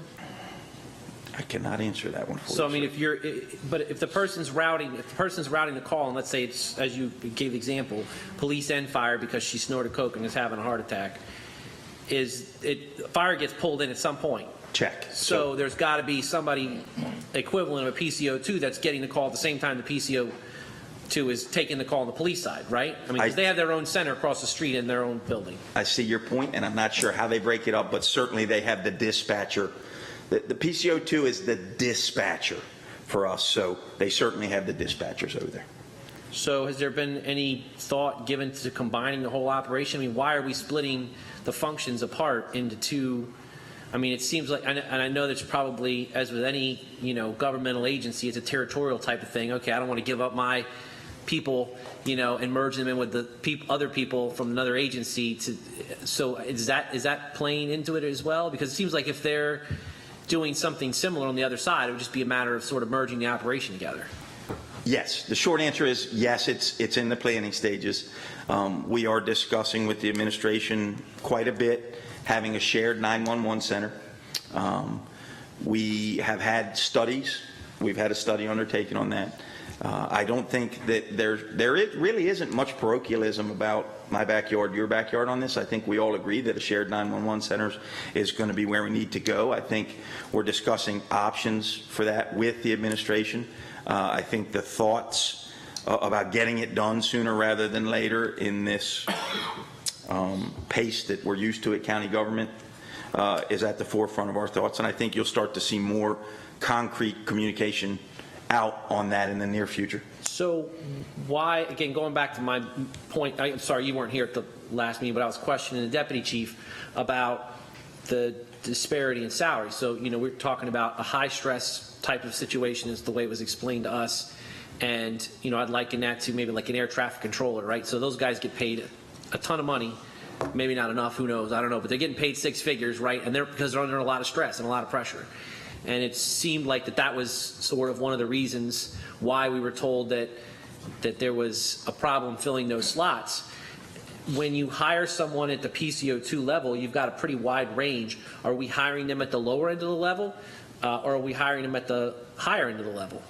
I think as a matter of routine, we hire everybody for every position at the lower end of the level. So if there's only like $1.50 difference between the two, or not even is it even $1? It's not even $1 difference in positions at that level. Why would somebody want to take on the extra responsibility for an extra buck? I mean, if it was $5 or $10 an hour difference, then now we're talking. Now maybe there's a difference between the two different people, and somebody says, "Oh, well, I'm not really interested in the $18 range, but man, if that was around $25, I'm in." I get you. If you'll allow me, I'll point behind me, and there's 3 young ladies behind me who took the step. It's a vocation. It's something just like cops. They do because they care about the cops out there. They care about the folks out there, and it lets them take a step to get more in the game of keeping people safe. I would agree with you if it was a purely mercenary decision, that it's kind of counterproductive to take sometimes, given the stress level. But we're paying PCO4s. I don't have that one pulled up in front of me, but I'm assuming we're paying them, and they're paying them time and a half to do the job. So if we're having that much of an issue filling the slots at time and a half on a PCO4 level, wouldn't it make sense to pay a PCO2 more if we're already paying that theoretically in overtime? So I can see the argument. I think given the amount of money that we're spending each year, allowing the PCO4s to fill in. And I want to be careful on this one, because what we're trying to do by doing this is take some of the pressure off our PCO2s. It's a meat grinder of a job. It's a meat grinder going in there every day, and it becomes a meat grinder running quantum leaps faster when you're drafting them 3 times a week, making them work 12 hours when they want to go home to their families. So this measure in large part is trying to make it easier on the employees. So yes, I get where you're coming. I think that any application in the United States of America, if we put more money at it, it might help. I would just say, like you said earlier, that one of the main differences is that it's, I don't know, you think you said infinitely. You might have used a bigger word than that because you have a tendency to do that. But I'm just teasing, you know that. Councilman Peruka and I. Well, that's true. That is true. You do share that with them. You said it was infinitely more multitasking involved in it. If I'm in that role and I see, well, I'm making, only $1 more an hour than the PCO one's making, that'd be kind of frustrating. Like, why would I stick around? I'll go back if I'm way more qualified and able to handle all the things that are coming in much better than they are, but I'm only making $1 or $2 more an hour, I could understand why morale would be low, and they'd probably say, the heck with this job, I want to go somewhere else. And that happens a fair amount. But I'll tell you, the ones we keep are pros, and truly they do it because they want to keep those cops safe and they want to help the citizen that much more. And if you look at our family on the police department, the dispatchers are a part of our family, and they feel that. I'm not saying they're happy with their pay all the time. I'm just saying that they feel that. So the commitment to that family is why we get the ones we get to stay, and it keeps us at levels where we're keeping our head this much above water. So we just had the fourth quarter transfer, which involved a lot of extra pay. How much of that was related to this issue? What are we paying overtime on an annual basis for the PCO4s to be PCO2s? It's under 30 grand a year. That's part of why we are down here communicating again that we want to try not to sunset this at a year again, because it's a complex problem. If you know anything about me, you know that I want to make the Anne Arundel County Police Department the best place I can for everybody there to work. I don't doubt that. But this is a complex problem, and when the chief was talking about, I'm not sure we have a solution, I think what he's saying is we don't have a solution that we're going to be able to fix in a year. So as you look at, and I apologize for adding reading to your day. I know you're all as busy as I am. You don't have much time for leisure reading. But this article that I gave you is a product of NENA, which is the National Emergency Numbers Association. Basically, it's the 911 Communication Operators Association. And it kind of goes into how complex the problem is. And it really talks about how national this problem we're dissecting here tonight is. When you look at all the big jurisdictions around us, they call people different titles. They move them around differently. But the people that are PCO4s, they do that job in Baltimore County, Baltimore City, Harford County, Howard County, and Prince George's County are all allowed to do it because they're having the same challenges that we do, getting people in and retaining them because of the nature of the beast, if it makes sense. I guess it just seems to me, again, for whatever it's worth, we're paying minimum salary on PCO4s at $52,000 and max salary at $86,000. And the salary range on PCO2 starts out at $38,000. I'm assuming that most of our people are probably down there in that range. I just don't understand why we wouldn't just pay more rather than pay the overtime. I don't know. Just me. I'll grant the point, but even if were we to do that, and if you look at a comparison analysis with surrounding jurisdictions, starting wise, we're within $3 grand probably of most of them. Upper end of the salary range, you start to see a little more sway. But we're all experiencing the same problem. So if we're all in the same range, experiencing the same problem, then it seems to me that this would be one of the ways to fix the problem would be to offer more money rather than pay overtime. I will absolutely take that discussion back and have it further. And the young ladies in the back are PCO 2s or 4s? They have graduated further than that, and if I'm certainly amenable to allowing them to help explain how. I think they've signed up for open hearing. Mr. Dunbar? Thank you, Mr. Chair. Chief, it's an interesting discussion. So if we approve this and then overtime is the way to go, is there any sort of cap, or is there anything that allows you to make sure that the budget doesn't go over and it's a perennial fourth corner transfer situation? So we worked on enhancing the overtime spending this year in the budget that was submitted. I'm also working quite hard across the boards to try to ratchet back our overtime spending. I think we were successful in stemming the proliferation of it last year, stemming the bleeding, slowing the bleeding. Yeah. And I've got to work harder on it. So, we'll keep working on it. It's a human endeavor, so I can't sit here and promise you tonight I'm going to have success next year. Understood. But I'll never stop looking at it, and I'll never stop working as hard as I can on it. Okay. Thank you. Ms. Smith? This isn't, so I'm just going to make a comment, not necessarily in defense of this bill, but I do remember when I became a platoon sergeant and a platoon commander, and I had these additional responsibilities, and my peers, our pay did not change. We still had the same pay, but now I had all the headaches of the leave chits and the counseling forms and all this other stuff. And it's interesting because those police departments, much like the military, find themselves where they do it. And I'm not saying that we shouldn't give our employees more pay. That's not what I'm saying. I'm just suggesting that sometimes it's probably something more than just a dollar figure that sort of motivates those who wear a uniform or support a uniform service to do something more than for just the pay. Because it was a pain in the rear end, all the additional responsibilities we had, and sometimes it was just easier for me to just go back to being a subordinate, if you will. But I guess it wasn't in my DNA to do that, and so I wanted the opportunity to lead, and I wanted the opportunity to excel, and the only way to do that was to sort of take on these other responsibilities, even if it meant that my salary didn't change, which the military did give us more overtime, but they didn't. So just kind of throwing it out there because I see that comparison between why someone would choose, as Mr. Walker said, to take on this more complex role without the sort of compensation behind it. So I get it. All right. Thank you. Thank you. Any discussion? Seeing none, we'll go into the public hearing. We do have some folks that have signed up. I'll just call your name. Ms. Bobby Mitchell, Ms. Sharon New. And then if there's anyone else, I might have butchered your name. If there's anyone else wishing to speak on this bill? Are you reading the wrong list? No, I'm not. If there's anyone else wishing to speak on this bill, please come forward.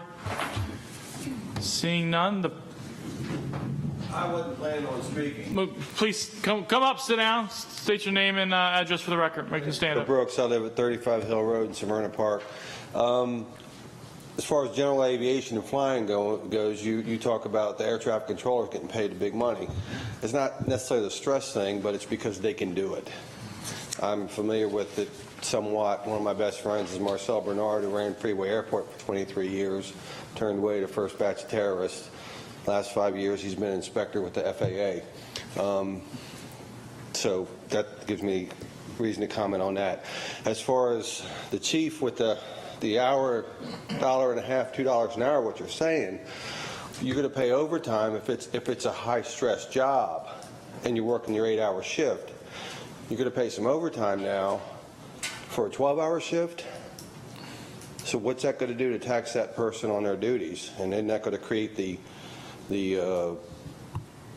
vision we all have of the high-stressed air traffic controllers being burned out?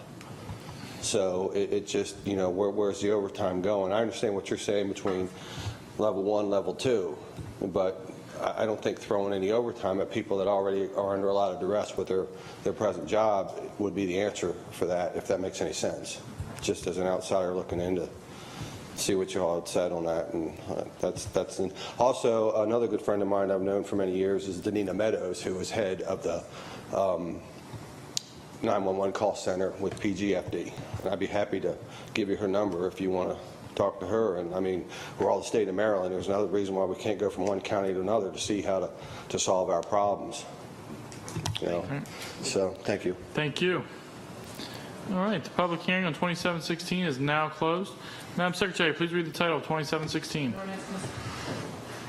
An ordinance concerning personnel, classified service, overtime pay, police communications operator 4. And discussion?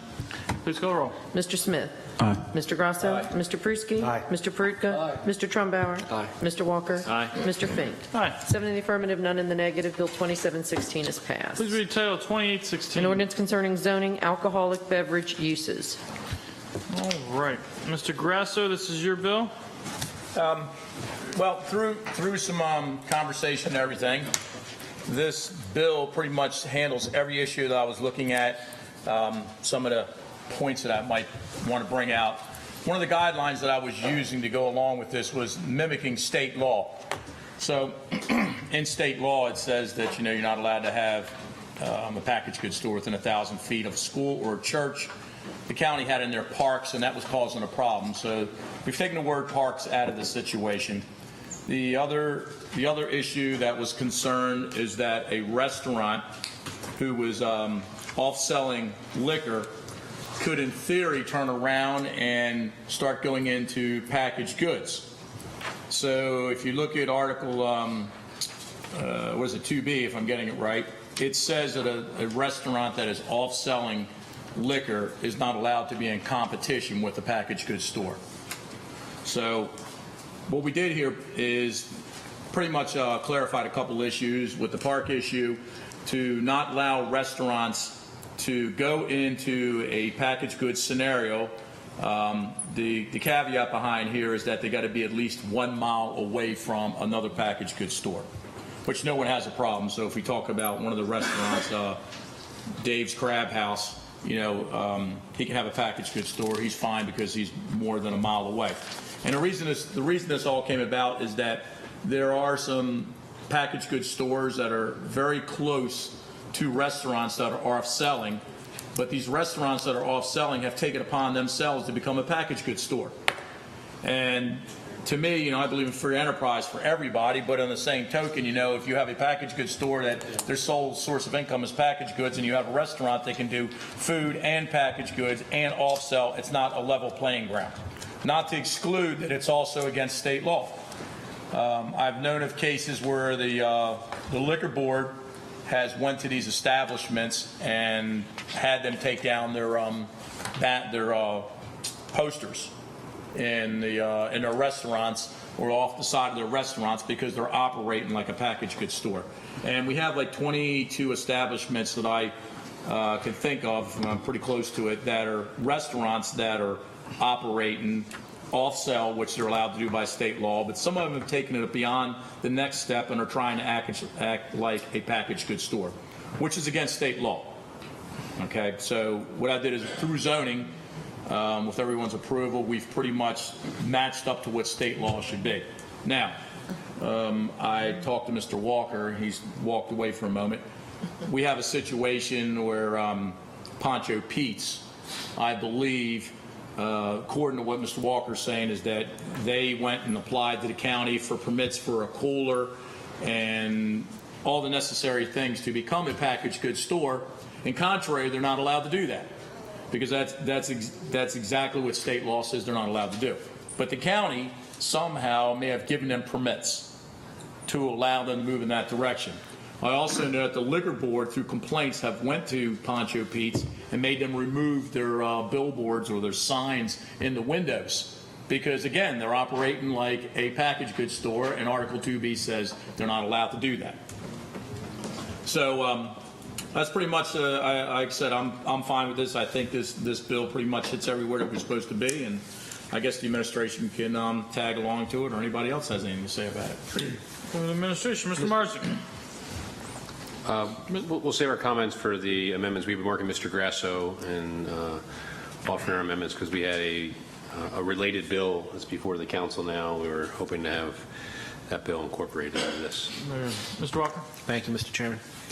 Mr. Swain, I just kind of wanted to get on the record sort of a conversation that we'd had earlier today related to this bill, because I think in listening to Mr. Grasso and some other folks, it seemed to me that there might have been some confusion about, and I'm not, again, a zoning expert, but I've sat up here for a little bit of time, the concept of somebody who has gone through what they feel like is a legal process. And Mr. Grasso was just referencing, I heard in the back, the Pancho and Pepe's restaurant that's in my district,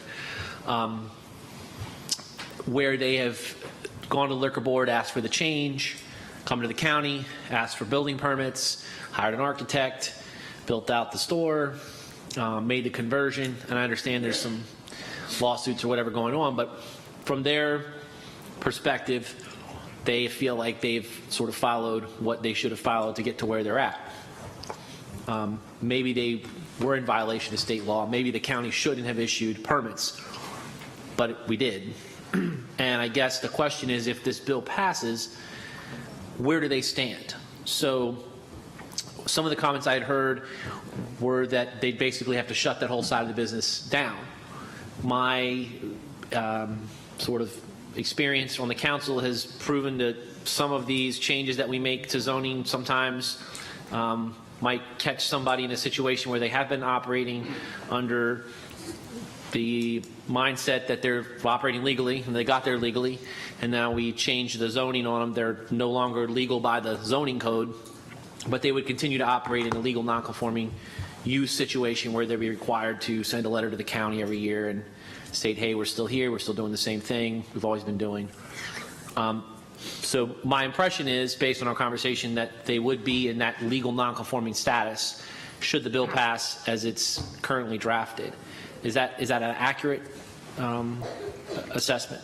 That's correct. Now, what Mr. Grasso is talking about is, when you're talking about liquor license, you have mainly being regulated by the state. So as far as that business applying for permits from the county for construction and things like that, our permission for those types of items don't get into questioning whether they're in compliance with their liquor license. That's a state liquor license requirement and an enforcement proceeding. So even though they had permits, et cetera, it doesn't mean they're operating legally. But again, that's up to the liquor inspectors and the state. It is possible to make a bill retroactive. This bill is not retroactive. So what happens, all those businesses are affected by this bill, and they are transformed into non-conforming uses, which is a lesser use than a permitted use because you have to report it annually, et cetera. And it can also evaporate if you don't use it. So that's, I think that answers your question.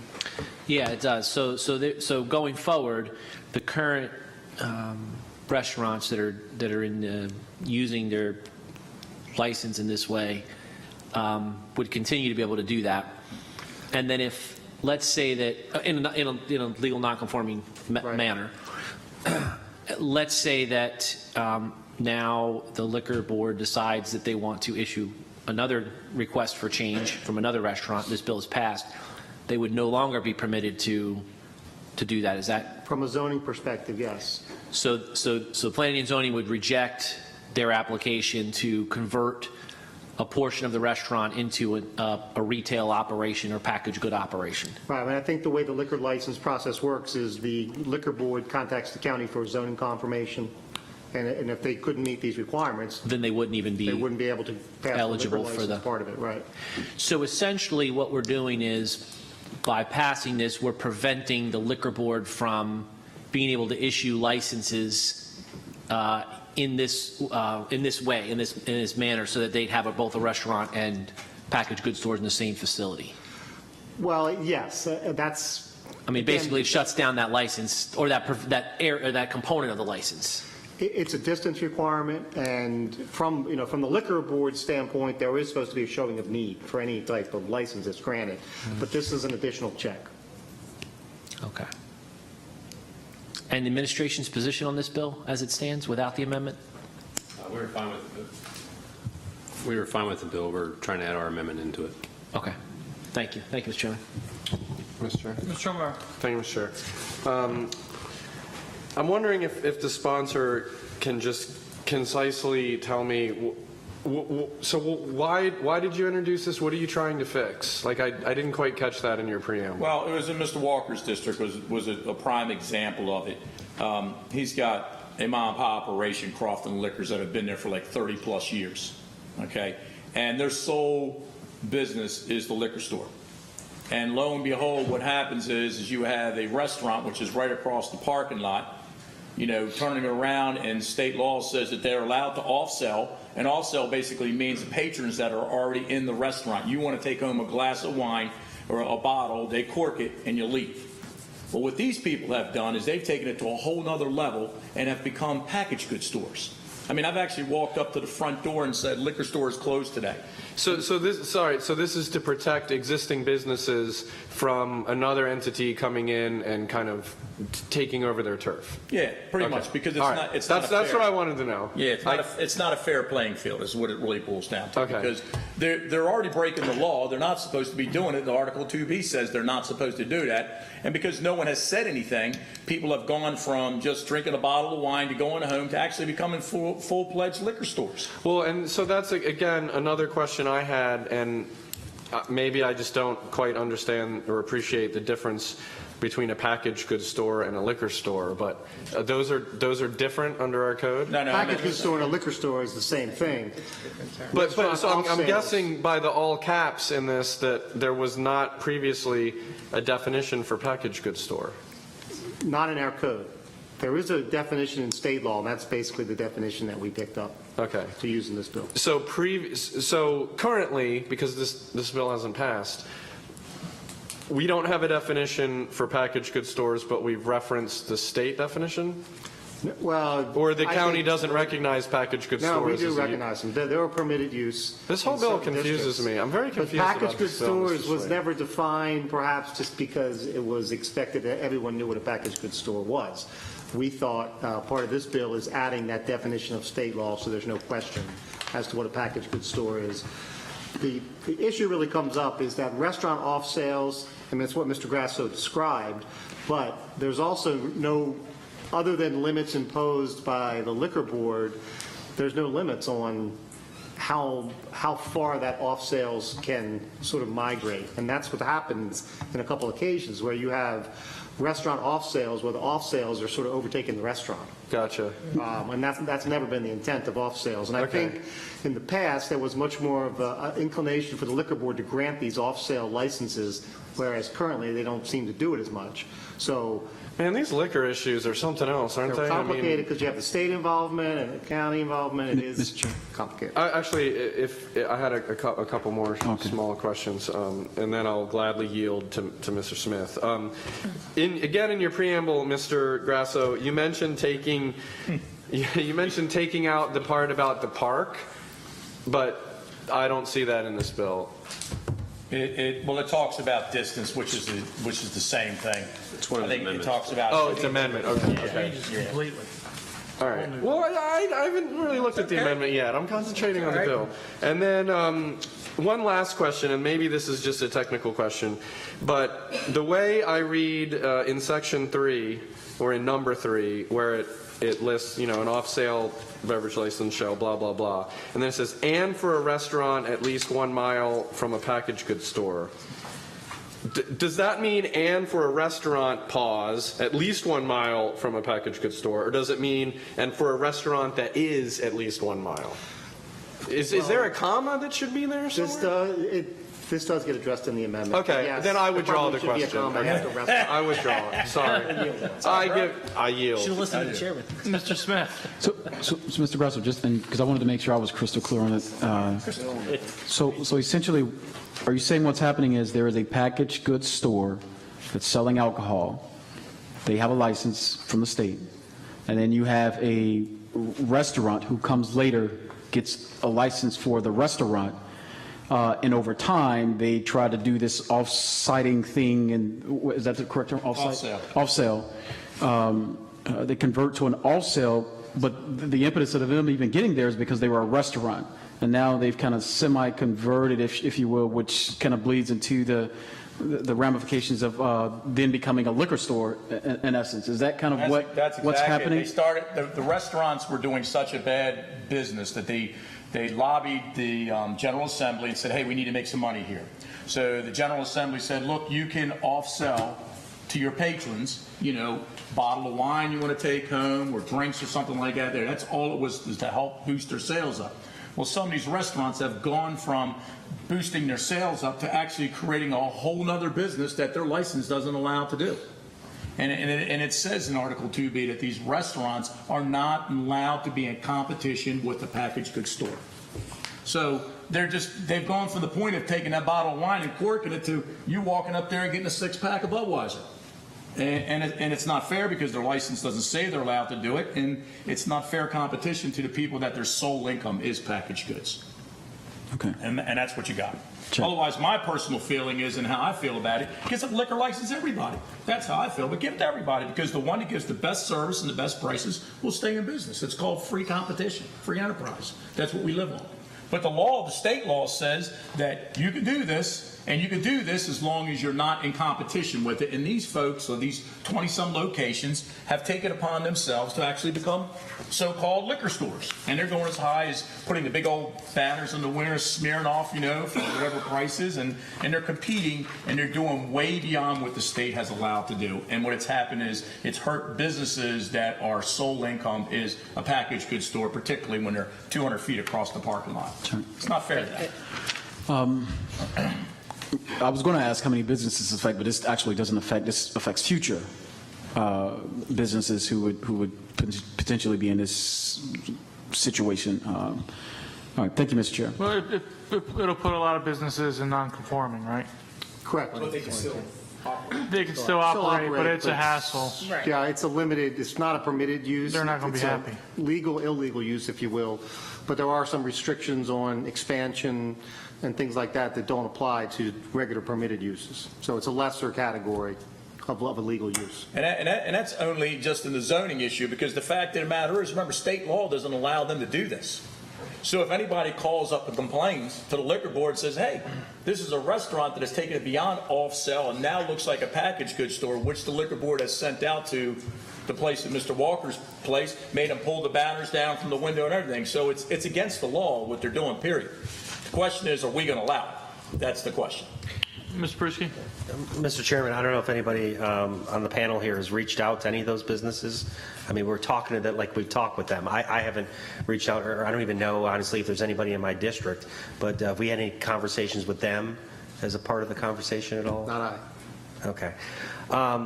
The other thing is, in terms of, it sounds like I did get the question answered that this won't impact anybody who has it, in terms of the future.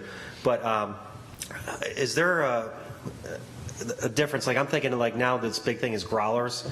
People are going to restaurants, and at what point do you become a package store or a liquor store? What's the line? I mean, John was saying about someone putting a bottle or a wine bottle you take home with you that you purchased. But what if people are now getting growlers from like a Duclaws or something like that? I know this example. Well, the thing about the restaurant with off sales, the off sales is not, there are no real limits on that other than the Article 2B type limits that Mr. Grasso was referring to. But a packaged goods store is a standalone business. It's like if you know Mike's Crab House down here, they have a restaurant with off sales, but they also have a packaged goods store license. Okay. So that's the problem is the restaurant off sales are kind of morphing into that packaged goods stores, and they're not separately licensed.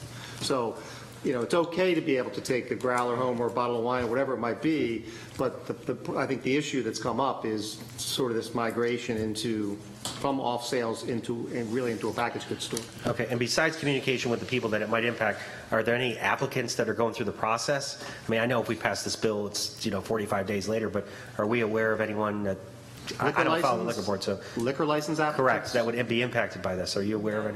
Okay. Not received any. Mr. Chairman. Thank you. The other thing that helped Mr. Pruski on this other issue too is that the fine point of the packaged good is it's not allowed to sell anything that's open. Okay? If they wanted to go to a tasting, they have to get a special license to be able to do that as a sample item. You want to go in there and it's got to be like 1 ounce or something. You want to get something at a liquor store, it's 1 ounce. But when you leave there, you will leave with a sealed bottle. It is not an open package. So the restaurant, on the other hand, you have already opened the bottle of wine, and you're allowed to cork it and leave. And that's the really distinguishing difference, I guess, between it. The other thing that's supposed to happen in packaged goods stores is that there's not supposed to be any food in there for sale. You go to that one down on Truman Highway, we were talking about this earlier, and you walk in there, you're not sure what you're in there because you'll see toilet paper, you'll see Colgate toothpaste, you'll see everything. It looks like everything but a liquor store. And we all know the reason behind that is because the fact of the matter is that our dear old comptroller wants to check the liquor store to see if they're being honest with their sales, and all they do is go to the distributor and says, how much liquor have you sold Pruski Listers? Okay? And if it don't match, they're going to have a problem. But when you have food, there's no way for the comptroller to be able to see how much money they're selling. And that's why they don't want food in packaged goods stores. However, you'll see nuts and peanuts and everything until somebody complains, and then the liquor board will go in and I guess we'll probably jack them up. But that's the way it's supposed to be. Like I said, I'm free for everybody, but let it be a fair playing ground for everybody. That's what I say. So this doesn't affect the Fontainebleau or Green Turtles or any of that? No. Just clear. I just want to make sure. Look at there again. Mr. Chairman. I know. I realize it's late, and I realize that everybody's asked for clarification. But it's my turn to ask for clarification, if I could. I'm trying to understand this, and here's what it seems to me, and I'd just like you to tell me, clarify this. This morphing that you talked about, from off sales to a packaged good activity, is against the law, as you've said. But the law's not being enforced by the liquor board, as you've said. No, it is. It does. When someone makes a complaint, they do send an inspector out there and make them pull down the banners. They've done that, so I will give them that. Okay. Well, if that problem is being addressed by the liquor board, then why do we need to do something? You want it from me? Yeah, because usually what happens in a situation is that we want our state law and our zoning to kind of correspond together. If you remember the marijuana deal that was going over here, the state says that you're going to sell marijuana, but we controlled it through zoning. Okay? It's the same thing going over here. They're saying that, hey, you can go ahead and off-sell liquor, okay? And one facet to control this is to make sure that the zoning matches up to what they're supposed to do. And no one's done anything about it. And I guess that then because these folks didn't see anybody doing anything about it, they just kept moving forward. Then it got brought to my attention that it's not fair that businesses that do packaged good aren't in a fair competition with the restaurant. Okay, well, on that score, I'm just a little bit confused as well because, and I know there's an amendment coming, I'm sorry, but it seems to me on the one hand we're saying free enterprise is good, let the best man win, everybody ought to get a license, and on the other hand we're saying, wait a minute, in certain circumstances there's turf that ought to be protected. So aren't those two things? Yeah, I'm telling you how I personally feel, that I say free enterprise, do what you want, but how I want it and how I feel isn't the state law. So what I'm saying is the state law that is in play right now, that the county should coincide with state law. That's what I'm saying. Now, if you want to get with me and you want to go over to the Anne Arundel County delegation and you want to parade with me that I say, hey, let liquor be for free for anybody who wants to sell it, I'd be the first one to tell you that. But that's just my opinion. I'm just saying right now that state law prohibits doing what these people are doing, and that through zoning, we're just solidifying this better in a prettier package. Okay, that's all I'm saying. thank you. I appreciate your help. Yeah, that's all. Any discussion? Mr. Chairman? Mr. Walker? Mr. Swain, Mr. Grasso said a couple times that it's against the state or against Article 2B. Is it your opinion that the liquor board is issuing these licenses to, or these the ability for these people to change, and they really shouldn't be? Well, I think that the liquor board has some discretion in those calls, and because what they're required to do is to determine need, and part of that determination of need is whether what else is in the vicinity.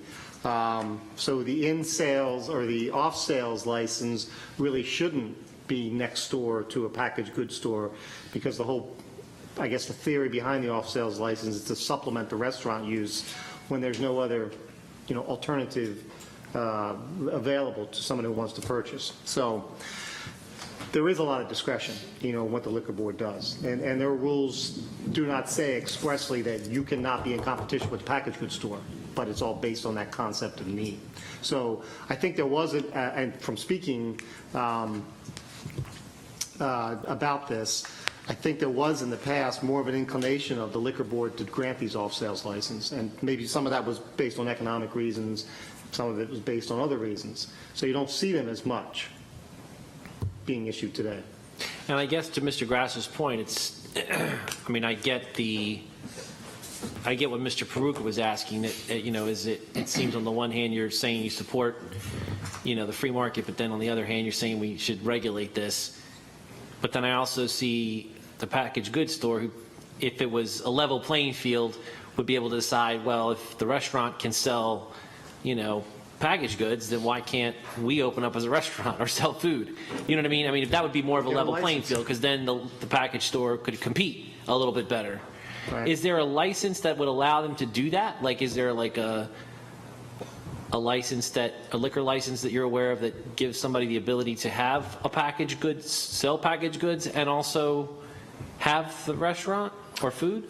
Well, there's two, as I said, Mike's restaurant has that very situation, has a restaurant right next, attached to it is a packaged goods store. But they have both two separate licensed? Right, both separately licensed. So theoretically, somebody could go apply for the second license, and in that case, then they'd be open to, because I think part of the issue is, and I get what Mr. Grasso is saying, is that there's a transparency issue here too, because if this change was made from a restaurant to a packaged goods store, and it was an administrative change, I'm assuming, by the liquor board, then there wasn't the whole public hearing, public transparency process that there is. Well, I don't know in license. his example that even took place. I think what happened is they had the restaurant off-sales license, and once you have the license and you're up and operating, it's not regulated unless there's a complaint. So when you get an off-sales license, it doesn't say you can only have, a 50 by 50 area or whatever. It just says off-sales. But doesn't it give them, it gives them a threshold? They can't surpass a 49% threshold for liquor sales to food. Versus food, right. There is that, yes. But if they decide, if it's a restaurant and then they decide to change to have an accessory packaged goods store that's tied to it, they don't have to go back for another hearing in front of the public? They just have to make a request to the liquor board as an administrative change? Or I believe they'd have to get, it's a separate license, so they'd have to get a separate license for it. But like Pancho and Pepe's didn't do that, is my Because they have a understanding. restaurant off-sales license. Right, but if they wanted to change from a situation where they were selling only through, let's say cork in the bottle and walking out the door, to now all of a sudden throwing in a whole liquor store next door, wouldn't they have to make some kind of request to the liquor board to change that? Yes. And would that involve a hearing process where people would be allowed to come down and protest it? It's a new license, yes. It's a new license. It's a separate license. You don't have a license that would allow you to have a restaurant with a packaged goods store. There's not one license that would cover that. It's two separate licenses. But my understanding is part of the argument of the bill is that they have one license. That's restaurant with off sale. Yes. And that it's sort of morphed into the liquor store alongside of the restaurant. Yes. And that's the problem. Exactly. Okay. Mr. Chairman? Just the restaurant off-sale, I mean, the idea, and I don't have one, but the idea is you come out, you're in my bar, it's 11 o'clock at night, I'm closing, you want to go home with a six-pack, I can sell you a six-pack. And you take that home. The idea is not you come into my bar and I sell you a six-pack and you go home. And I think that's right? Yeah. And the idea is you were with me for the last 2 hours. Instead of you driving 3 miles down the road, going to that package store, and then going home, I can sell you that 12-pack. You go home with it. Right. So, I mean, that kind of helps guys understand the difference between that liquor store and a restaurant with an off-sell. That's a good way. And what we were talking about earlier is that once they've gone, to Mr. Walker said, they go into the restaurant and they switch into the off-sell, that when you go into the packaged good, the issue is they submit plans from what I was told to the liquor board, but there is no public hearing on that.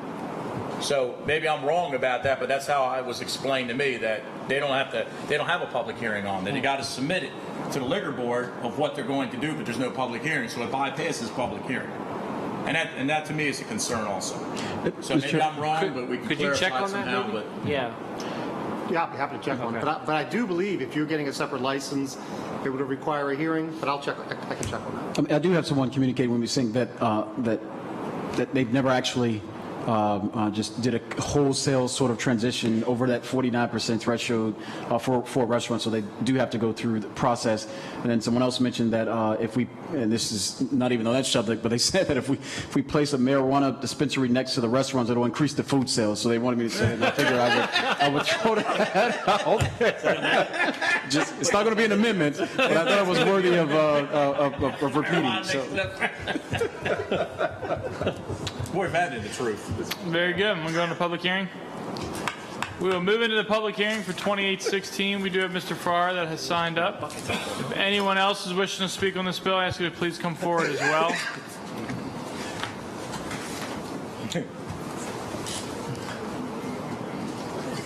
Mr. Farrar, when you're ready. Thank you. My name's Chuck Farrar, 2699 Cassia Drive, Edgewater, Maryland, and I own a packaged goods store. I had questions, Councilman Grasso, about your bill. I didn't understand the intent or the purpose, and actually I've got a better feel for it tonight. As a retailer, I really like what you're trying to do, but I question like the 1,000 square foot. As y'all were talking about, a restaurant license is a Class B. You're allowed to sell alcohol up to 49% in this county. Off-sale privileges, if granted to you, supposed to be incidental, exactly as you said, Chairman Fink. It's incidental. A six-pack, a bottle of wine, and things like that. But the average liquor store in this county is less than 2,000 square foot. If you allow them to have 1,000 square foot of retail space, you're going to be really competing with that B license. I would rather see you say it's incidental and sales have to be less than 5%, and since the county already audits the 51%, they could enforce it, and that it truly would be incidental. None of your restaurants have a packaged goods store, but I can tell you on one of your questions, if you get a D license in this county, which is a tavern license, that's a wild card. You can open up as a bar and have a full-blown package store, and the only way you keep that license, serve one drink a year. But you can sell groceries, you can sell hardware, you can sell anything you want. Growlers are a separate license. They're not part of your on and off license. Me as a retailer, I paid $50 for that license. A restaurant who does not have off-sale privileges has to pay $150, and that's not considered an off-sale item that way. But the 1,000 square foot bothers me. I love the mile protection. I mean, I do think that's... Please summarize, Mr. Farrar. All right, I'm done. There you go. You got it. That was a summary. Mr. Chairman. Was that good enough? That was solid. I started out one way, but you got me a little bit. Start with Ms. Magnin. Hey, Mr. Chair, Mr. I'm sorry, could I ask a question, Mr. Sure, Mr. Walker. Mr. Farrar, on the class, you said it was Class D? D. Where they could have a tavern, they could serve food and sell packaged goods? Yes, with no limitation. With no limitation. Okay, Yes. and the growlers, so if somebody has, so if any business has some form of a liquor license and they want to add growlers to the component, that's a separate process? They have a separate license that they have to? Yeah, it's state law. It was passed. You pay. Right, I know Senator Riley passed the... Right, that was right. He was the sponsor for Anne Arundel County, correct. So if a restaurant, like in the case of the Pancho and Pepe's situation, they have now a restaurant, a full packaged goods store, and they also have the growlers station. So while there's some debate about whether or not the liquor board should have given them the ability to grant this whole packaged goods component, because they're now competing with the guy across the street who can't, who's basically done out of a lot of business. The growler piece that he has added in there, that would have been a separate license for? Yes, I'd pay separate for that. And that would that involve the hearing as well? No. That's just an administrative, like an add-on, basically. Once he has his regular license, whatever it is. He has his B, I think. His B, it's a B. B license. Yeah, it's a restaurant license. So anybody who has a license of any kind can add the growler piece for a simple fee and an administrative change. Right. Yeah, Okay. I think it's 150 for off-premise and 500 for on-premise. I actually think it is. Okay, I just wasn't clear on that because I know they had. I saw But the they growlers. do have the restriction of 49 or 51% food. On the growlers? No. Growlers doesn't count to that. On the B. On the B. 51. The B has the 4951. Correct. Okay, I got that. Yeah, okay. D does not. Oh, D has no restriction. Okay, got it. Thank you. Mr. Chairman, just a quick follow-up. But your suggestion that you had is a liquor board, not a zoning issue. Am I correct? I mean, it really is, but I don't think that solves the problem. As long as this is not his grandfather, as long as your grandfather and everything, I've got no issues at all with this bill. But I'm just saying to correct the problem, to really correct the problem, we ought to go to the state legislature and get that changed. Okay. Thank you. Michael Mangum, 2601 Housley Road. And I agree some of what Mr. Farrar says, and I've lived this and got $500,000 into this education. Our zoning department in our office law sat right here last summer and said we control our medical marijuana through zoning. And it's like Article 2B. We control it, our medical 2B, through the zoning. The problem that you have here that everybody hasn't focused on is when these restaurants were established, they were issued, they went through public hearings, public training, and for their restaurant facility. They were issued a certificate of use for a restaurant. A packaged goods store goes through the same process, public notice, public hearing, public everything else. They build a facility and they get a certificate of use for a liquor store, packaged goods store. The difference between a restaurant and a packaged goods store is that once they're up and operating, the one that I'm concerned with next to my store is they opened up as a restaurant. 4 years later, they decided a new market plan. We now become a market. First of all, grocery stores, convenience stores, markets are illegal. They're not supposed to have liquor licenses and on the county. But it's an administrative process. There is no more public hearing. There is no public more scrutiny. There's nothing. But they're operating as a restaurant on a certificate of use as a restaurant, not a packaged goods store. They have the right to off-sale. The legislation of off-sale is like Mr. Fink just said. This restaurant here has shopping carts. It has groceries. It has everything you can buy there. You can get at Whole Foods. The difference is Whole Foods doesn't have alcohol. But these Italian markets and other Italian places that have made markets have become grocery stores, convenience stores. They've become packaged goods stores, where I or him as a packaged goods store, our products, technically under Article 2B, we're not supposed to have peanuts, we're not supposed to have nothing. We're supposed to sell closed package, sealed packages, and as Mr. Grasco pointed out, is the comptroller audits us by the invoices. We have what is called state lists. So if I buy $100,000 worth of alcohol, I can't pay for that until 30 days later because the distributors must report to the comptrollers what I bought. If I bought $100,000 but told the comptroller I only had $30,000 in sales, Mr. Auditor's going to be sitting at my desk. Please summarize. What the hell's going on? Basically, what we're missing here is zoning is a county problem.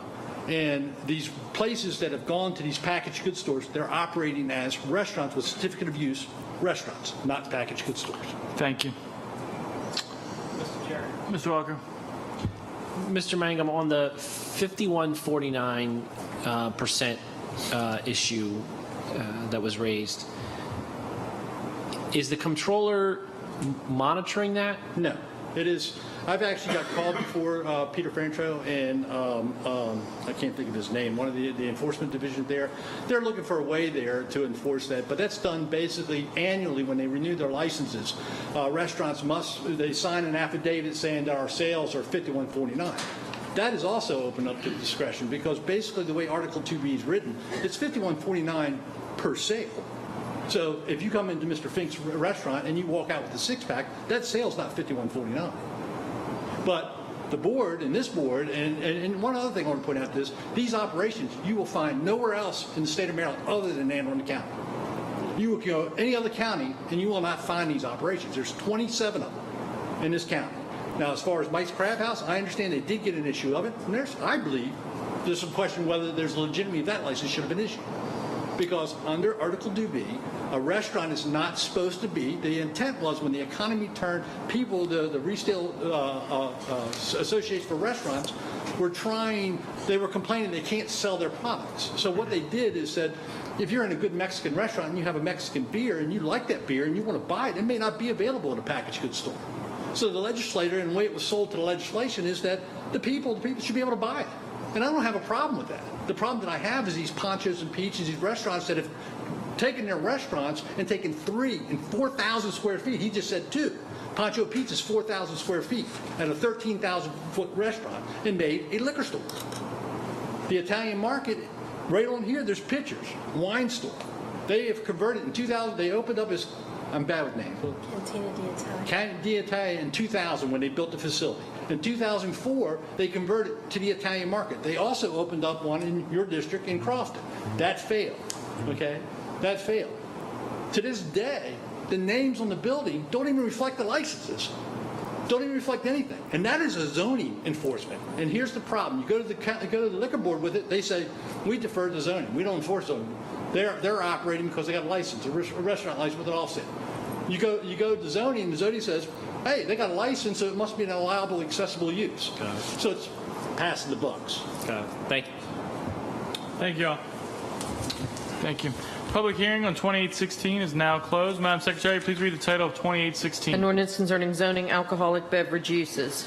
We do have an amendment. Please read Amendment 1. This amendment eliminates alcoholic beverage sales and uses as a separate permitted use, corrects certain references to alcoholic beverage uses as accessory to other uses in the permitted use charts and conditional use sections, establishes packaged goods stores as a permitted use in mixed-use districts, eliminates the distance restriction from public parks from the conditional use conditions for alcoholic beverage uses as accessory to other uses, and subjects a restaurant with packaged goods stores to certain distance and area limits. A motion to adopt. So moved. Second. Second. Mr. Marzick? Mr. Chairman, members of the council, we worked with Councilman Grasso on this amendment. As I mentioned in my earlier comments, that we were trying to, we have bill, I believe it's 3016 before the council now. And when we saw Mr. Grasso had this bill, and it was a similar topic related to packaged goods stores, which we were also defining in our legislation, and we were trying to have our language included in this bill related to the packaged goods stores as a permitted use in mixed use districts. And we also made some of the corrections that Mr. Grasso referred to related to removing parks from the bill. And Mr. Swain or Mr. Tom can comment on the mixed-use aspects of this.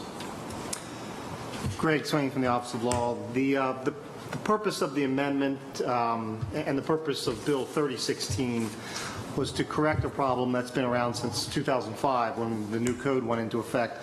There was a category of alcoholic use called alcoholic beverage sales and uses, which was at that time sort of a master category that included packaged goods stores and alcoholic beverage uses as accessory to other uses. That was, when the 2005 code was written, that category was to be eliminated because it was superfluous, and as I said, the only purpose of it was it was a sort of a master set of those two subsets. But somehow it didn't get eliminated. So alcoholic beverage sales and uses is in the current code as a conditional use, but there are no conditions that attach to it. It's a permitted, it was a conditional use in all the mixed-use districts, but the question that arose repeatedly was whether alcoholic beverage sales and uses includes packaged goods stores. And the interpretation of the Office of Planning and Zoning always has been that it does, but there was a lot of conversation and a lot of confusion, I think, generated by that category. So the purpose of the amendment is to eliminate that category. So we're left with two categories of alcoholic beverage uses, which is packaged goods stores and then alcoholic beverage uses as accessory to other uses. So packaged goods stores, we all know what that is. Accessory to other uses is the restaurant type situation. So this is, the amendment is, it's more of a clarification to clean up that problem and to eliminate any confusion about that dangling third use, which really had no further utility. Very good. Any questions? Seeing none, we'll go right in the vote. Madam Secretary, please read. Yeah, please call the roll. Mr. Smith. Mr. Grasso. Mr. Pruski. Mr. Perutka. Mr. Trumbauer. Mr. Walker. Mr. Fink. Aye. 7 in the affirmative, none in the negative. Amendment number 1 is passed. That's great. We'll hear this bill at the next meeting. Is there any other business to be brought before the county council? May I have a motion to adjourn? Second. All in favor? Aye. Opposed? Motion carries. County council adjourned until May 5th at 9 a.m.